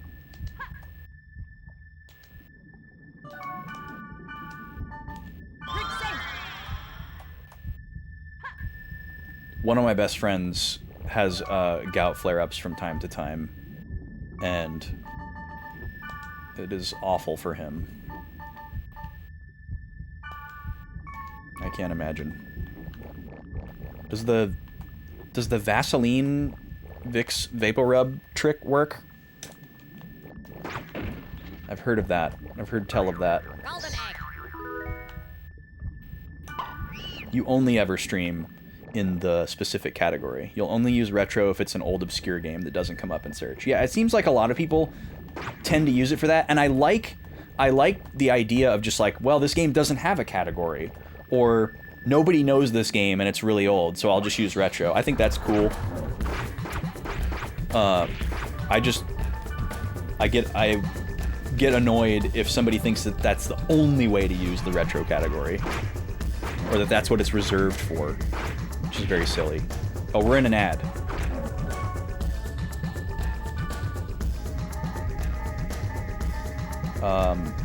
I'll be right back. I'll just let it run. I'll be back in a few minutes.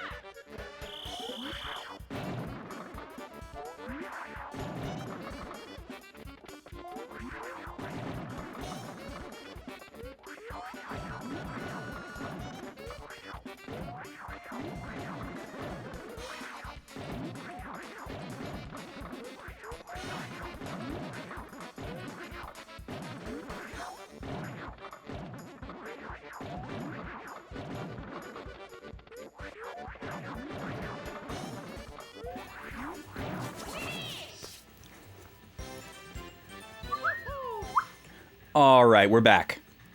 Welcome back, everybody. Sorry for the abrupt step away there. That ad break snuck up on me because I was locked into the conversation and sort of the game, maybe. Oh, DK's using an item, so I can't pause yet. There we go. You'll have to wait to get your star, sir. All right, welcome back. You very rarely raid into someone generically streaming in retro. You feel like actual game titles just catch your eye faster. Yeah, I mean, I like, whenever I'm looking for a raid target, if I'm looking for a raid target that's not somebody that I'm already familiar with, and then like 90% of the time I'm raiding into my following list anyways, so I don't, like, whatever category they're in doesn't matter that much for me, like, seeing them as an option.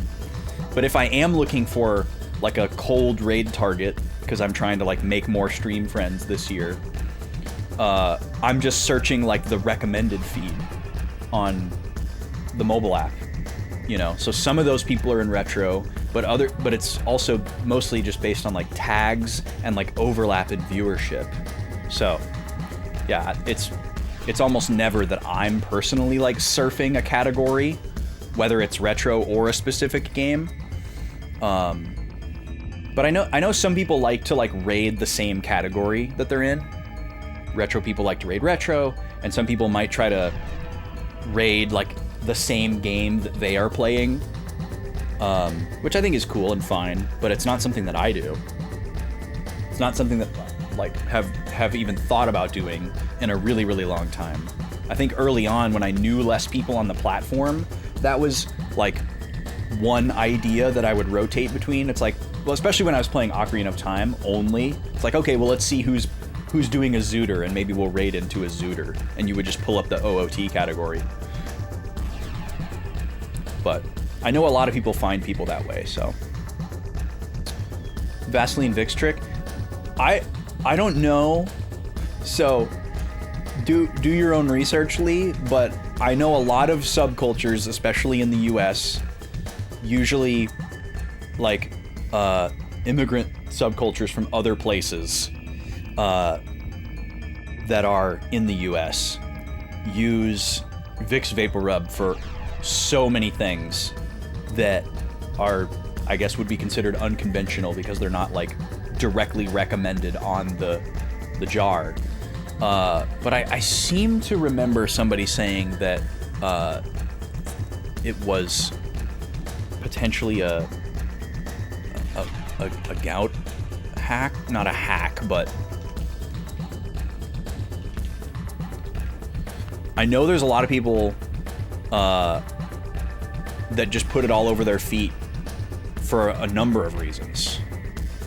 What I'm seeing is that it might make it feel better, but is not going to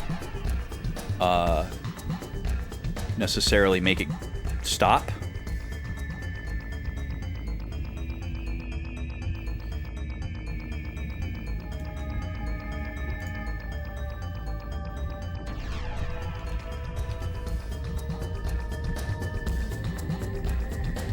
It's created by the same person that made Bengay,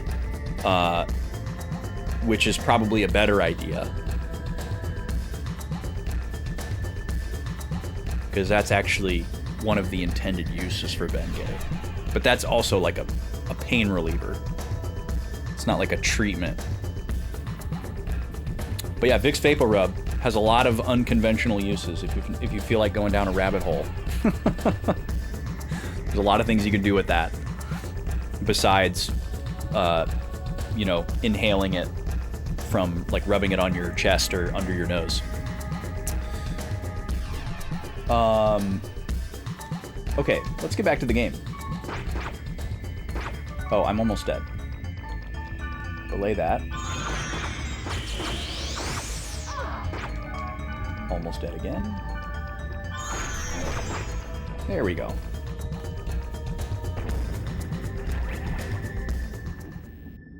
Yep, cover your feet in Vicks, put your socks on, and then go to sleep. Yeah, that's definitely a thing.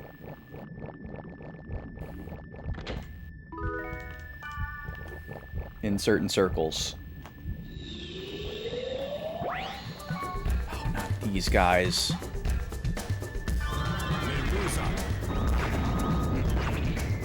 Okay, nice death. Oh, this is the last portal in the dungeon. Okay. That was quick. Which means the only other fight is probably the boss. So I'm telling my party to use skills because they will freeze this guy in place, even though he has magic tolerance and they won't do any damage. It's just a way to... Oh, Gardenia's killing everybody. Dang it, Gardenia. Confusion is so devastating in this game.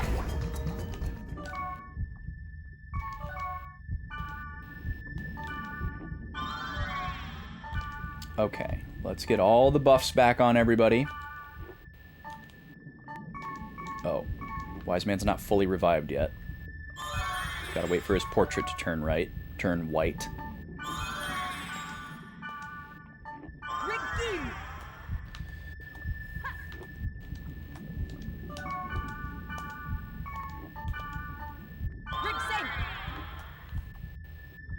So the bottom floor might just be a boss battle. I'm kind of guessing that there's also going to be a... I guess... Wise Man doesn't need App Corv. I don't need to cast it on him.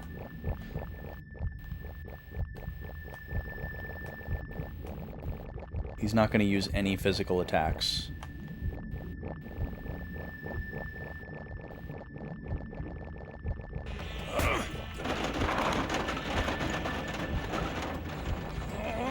Smashy! Give me information, damn it! What's up, man? How are you? This is... You don't understand. Okay, but I do want AppCorv on me and Gardenia.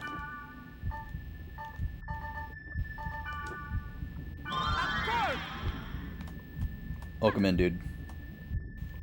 Nice to see ya.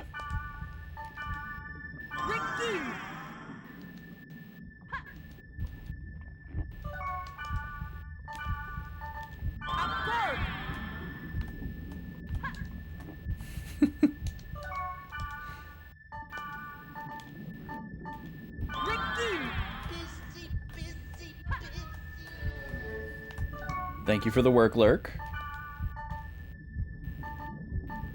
Thank you for busy. I don't know why Staryu didn't go off.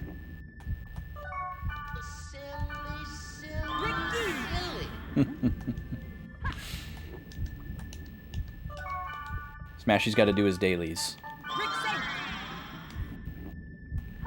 Very important. Alright, let's see if there's a boss behind this door. No? Alright, what do we got here? We got a hallway.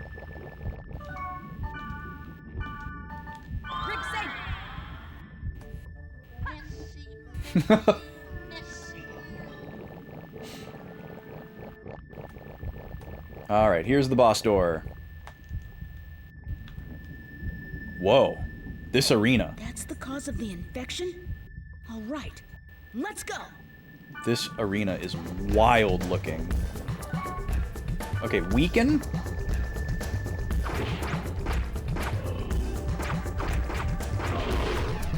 It has magic tolerance, so we won't be using any spells on it. Just attack. Oh, we could try... Actually, we should try our thing. Let me see if I can remove its magic tolerance by the same way that we did with, the goblin. Oh, this thing has death. That's why it's hitting so hard. Okay. Dang it.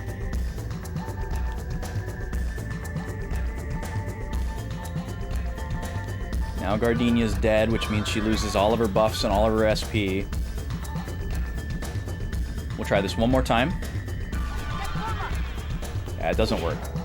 That's so weird that that was just a specific thing about that one goblin fight. How could anyone have ever figured that out? without just sheer trial and error.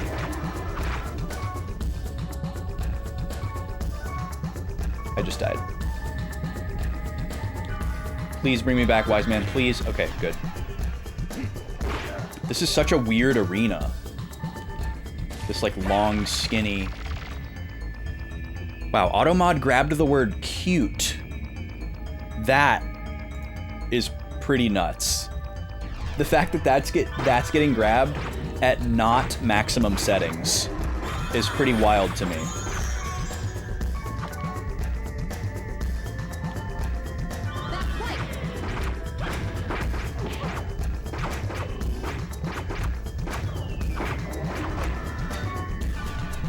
This thing is very strong, but it seems pretty straightforward. It looks like we're just doomed to have no SP, which, whatever, we can deal with that. We're just whacking away.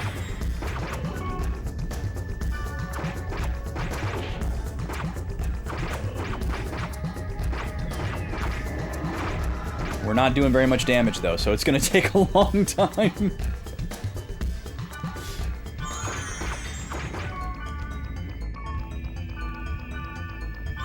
I should just tell them to first aid, honestly.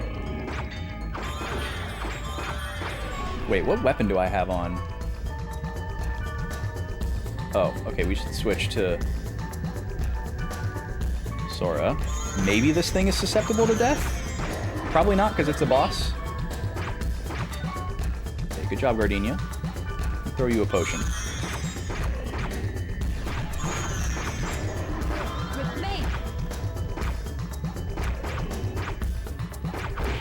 It's interesting that they're drawing aggro when I'm the only one that's attacking, but I'll take it. Yeah, it must be in the appearance related. Like, I get it, especially if it's, you know, like, the bot is pretty straightforward. It's not really able to look at context. Wow. Instantly revived. That's great, but holy crap.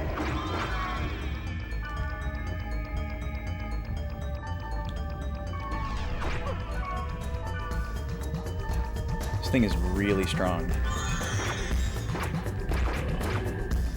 But we're almost there. Oh my god, wise man, please. Okay. Just have to make sure that we don't all die at the same time. Thank God Resurrect is a full health.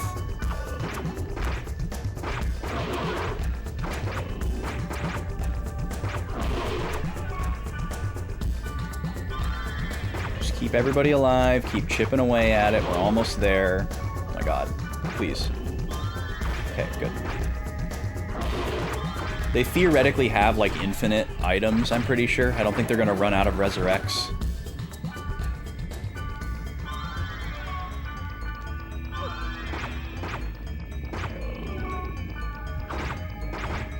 Almost there. Oh my god.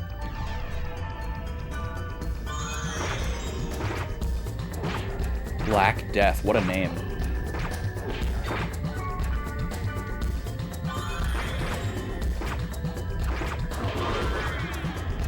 Okay, good. And we've got to make sure everybody's alive once we kill it, so that everybody gets EXP.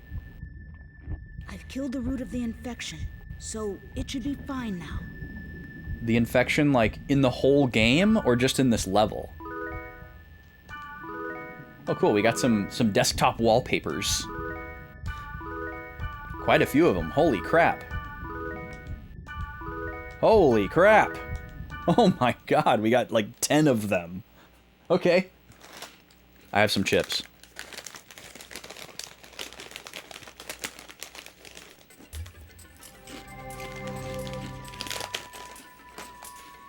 Okay. Well, if we don't have any emails pop up, we're probably pretty much done here. So, but that's all we got. We didn't get anything else. We didn't get any items for doing that. One thing we can do here is look at the key items. I wanted to show you all the the goblin ones here. So these are the goblin ones here. So in Volume 1, we got 4 pieces of equipment, and then the 5th goblin gave us this Imp's pin. And then Volume 2, 4 pieces of equipment, and then Imp's praises. And then in Volume 3, this game, we did 4 pieces of equipment, and then we got the Imp's cross, which is how I kind of got tied back into this and reminded that it was a thing.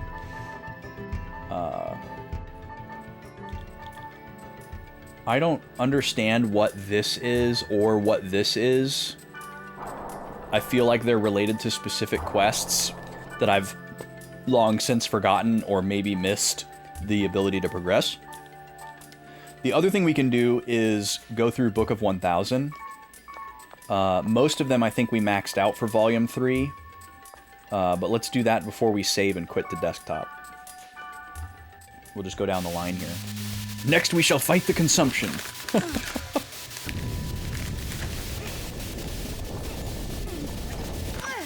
Oh yeah, I can skip this.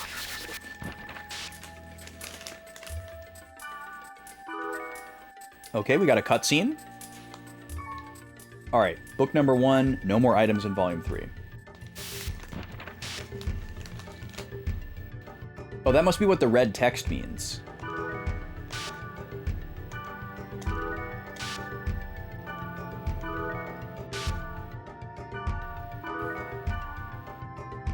Limit has been reached. But I think the limit has only been reached on this one, and that's why it's in red. So we could theoretically, like, activate more portals and get more rewards from these, but it's not... I don't think it's, like, missable where we couldn't do it in Volume 4. There's just certain milestones that you can't reach until you move on to the next volume. Plus, I'm not trying to 100% this anyways.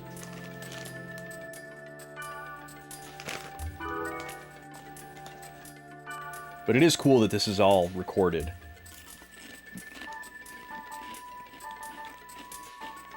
This one's interesting too, because it kind of spoils that there's more characters. Like, there's 4 characters here that we don't have. So these could be party members that are in the next one, or that we missed somehow. And then it seems like 21 is where the like NPC, true NPC list starts. Like, these are the people that just wander around the towns and you can't interact with them. So these might be NPCs that we've just never talked to, and maybe they don't get added to this list until you've talked to them, or they haven't shown up yet because they're in Volume 4 or something. Here's another one. There's another one. So that's interesting. And this one is the bestiary, which I don't think there's any way you could complete this without a guide. This one I think is like affinity related. Yeah. That keeps track of the value of items that you have gifted to all of the different characters. We've maxed that one out. So this one we've maxed out treasure boxes and breakables, but not got statues. This one's about the springs.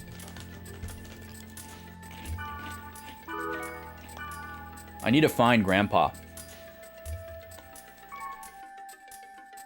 I haven't seen Grandpa in a while. What's up, Manu? Welcome in. And finally, Grunties.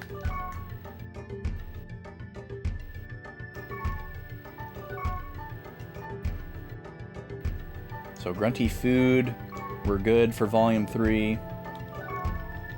And then these are just all the different Grunties that you can get, which, as you can see, there's not that many. Alright, so we've done that. Let's save and log out. You fought your consumption with food.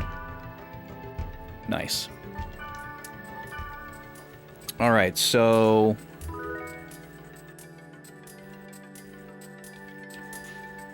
bonus dungeon. Done. I'm just going to write here that the bonus dungeon gave us about 10 image gallery images, but otherwise no plot or rewards.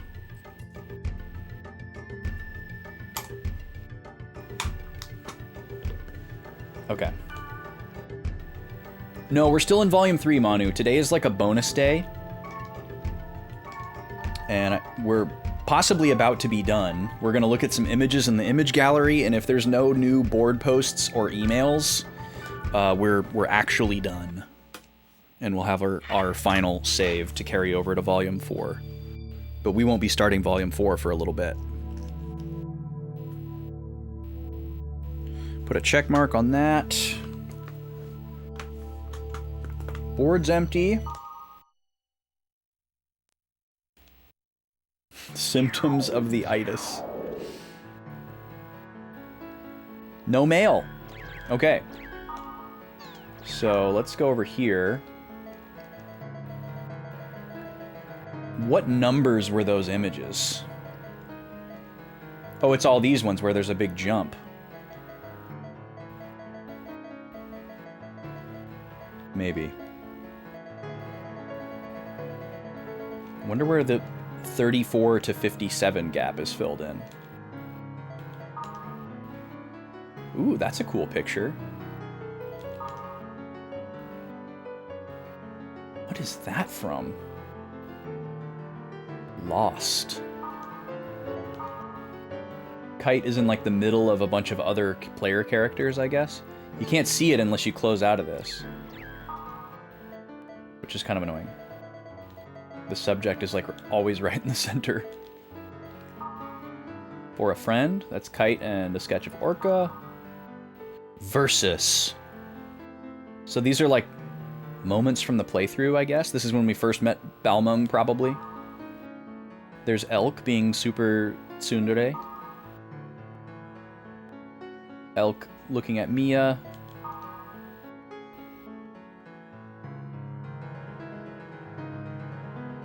Wait. Is that Orca or Bear? I think that's Orca. These are like all... Yeah, so it's Orca, Black Rose, Natsume, Mistral, Elk, Mia, and then I guess that's Gardenia in the top left? Doesn't quite look right for Gardenia. Maybe that's somebody else that has blonde hair. Brief Rest. Oh, that's a cute one. The System Administrator. Hell yeah, dude. That's my wallpaper right there. Encounter. Who's in the background?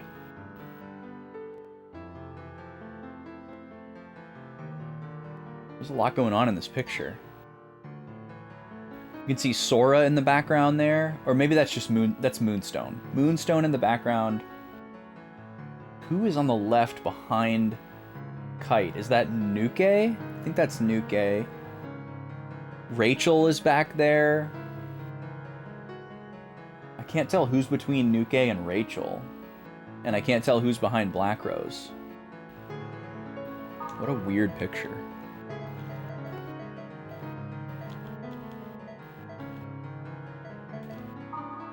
The past. Oh, this is wild. So on the left is Tsukasa and Mimiru from the anime.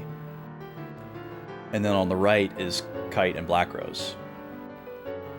That's a really cool picture. And they're at that significant location. Ready. Cool. A little bit more concept arty. Balmung. Grunty food? Oh, that's cute. They're feeding a baby Grunty. No, that's not a Batman reference. There's Mia being really strange. Elk and Bear. Okay, so Bear is in the game. But yeah, he looks different than Orca. Elk and Bear. Wow, that's confusing. Because Bear was friends with Tsukasa in the anime, who looks a lot like Elk. Phantom Wave Master. That's Tsukasa. Twilight Moon. Also Tsukasa. At the significant location. The church. Decision. That looks like Tsukasa. Twilight Guardian. Also Tsukasa. A lot of Tsukasa. Huh, cool. I think it would be cool to choose a new wallpaper for Volume 4 for like my memory making. Because I very much am associating this song and the red wallpaper with Volume 3. So when we get to Volume 4, I'm going to want to choose a new wallpaper image and a new song. Because whatever song is our desktop song is also like our recap music. And this song is so good, it's going to be hard to beat. It's very, like, melancholy and pretty, and, like, a little bit foreboding and ominous. It's going to be hard to beat, but we'll figure it out. Is the anime based off of the game, or is the game based off of the anime? Yes, Manu. They are separate pillars of the same multimedia franchise. So everything was created to enforce or like reinforce the other. It's all intended to be like slightly overlapped and tied in with each other. It's not really so much that like they planned from the beginning to have all these different pieces of media, and it's not so much that like they did one and then based other stuff off of it. It was always intended from the jump to have like a video game that world built the same world as the manga and the anime and whatever else that they did. So I guess technically the anime might have come first, but I don't know. Maybe the manga came first, but a lot of people in the community don't like the manga.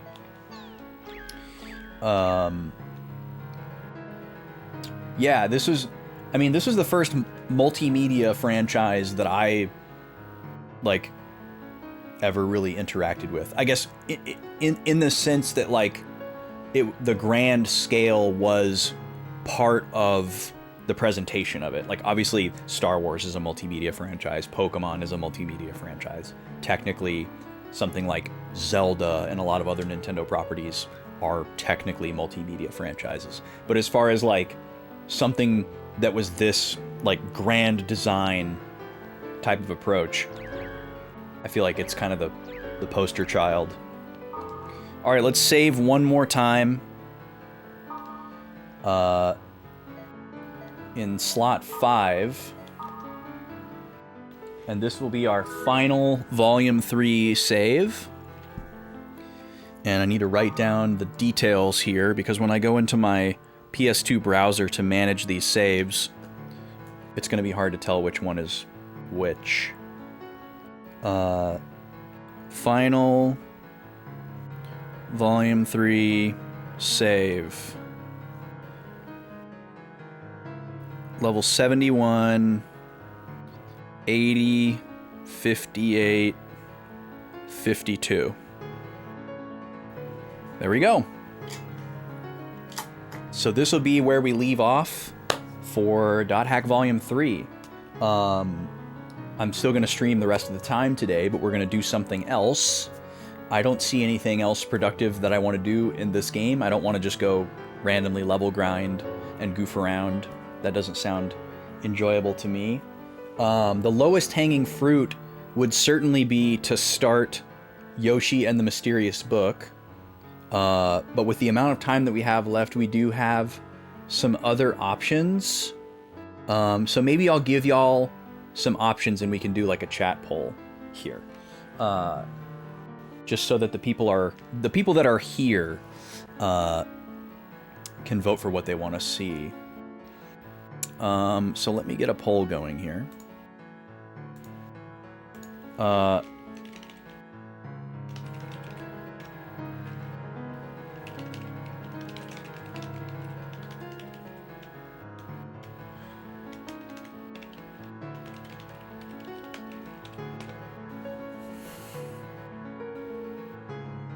We don't have enough time for a Zooter, so I can't make that an option. I'm trying to think of a third one. I can only think of 2 right now. Oh. Here we go.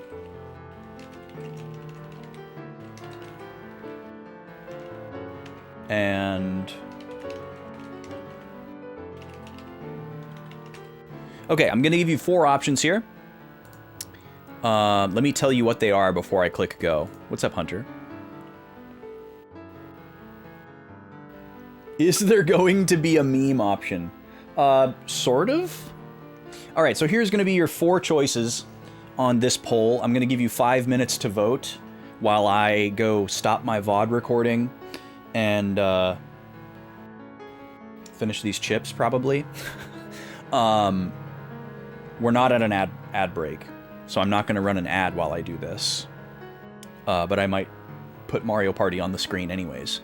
Here are your options. Option number 1 is to start Yoshi and the Mysterious Book for Switch 2, brand new game that just came out last week. It was one of the options on the previous poll. Very likely that this will be the filler arc game tomorrow and next week before we get into Volume 4. So I guess keep that in mind.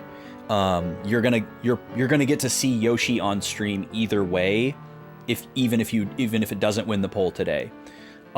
Second option for the poll.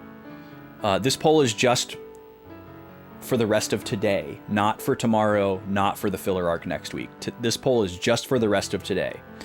So keep that in mind. So option 1 is Yoshi, which you're gonna see tomorrow and next week, no matter what.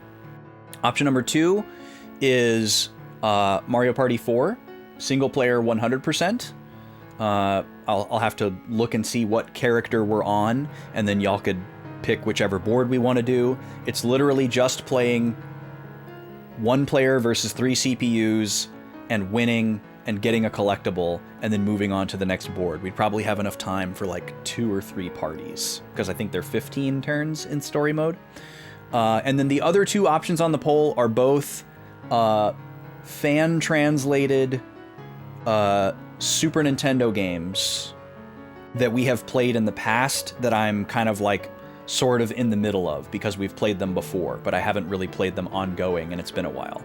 And those are Front Mission Gun Hazard, which is like a side-scrolling shmup. Well, not really a shmup. It's like a side-scrolling shooter platformer with mechs. Really wild dream team of developers on that because it's like mid-90s Squaresoft. Like the soundtrack is nuts. The sprite work is interesting. The story, the tone of the story and the actual story itself feels very Metal Gear Solid, even though it predates Metal Gear Solid. And then the 4th game is Bushi no Seryuden, which is a game that the original Pokemon development team made for the Super Famicom before Pokemon. And there's some very interesting correlations, but it's like a partially top-down, partially side-scrolling, like action RPG. It's very, very interesting. It's like sort of turn-based, like all your actions have kind of cooldown, the enemy actions have cooldown, the enemy only moves when you move kind of thing. Fascinating little game. Bushi no Seryuden. You'll see how it's spelled or how it's romanized on the poll. All right, I'm gonna give you 5 minutes to vote. I'm gonna go stop my VOD recording and check on a couple of things, and you'll have Mario Party to look at. I should be back. I'll be back before the 5-minute poll is up. Feel free to watch that Pokemon short that I have pinned at the top of the chat if you haven't yet, or if you just want to watch it again. And I'll be right back. Thanks for being here, folks. There's the poll. I am Romanized, it's true.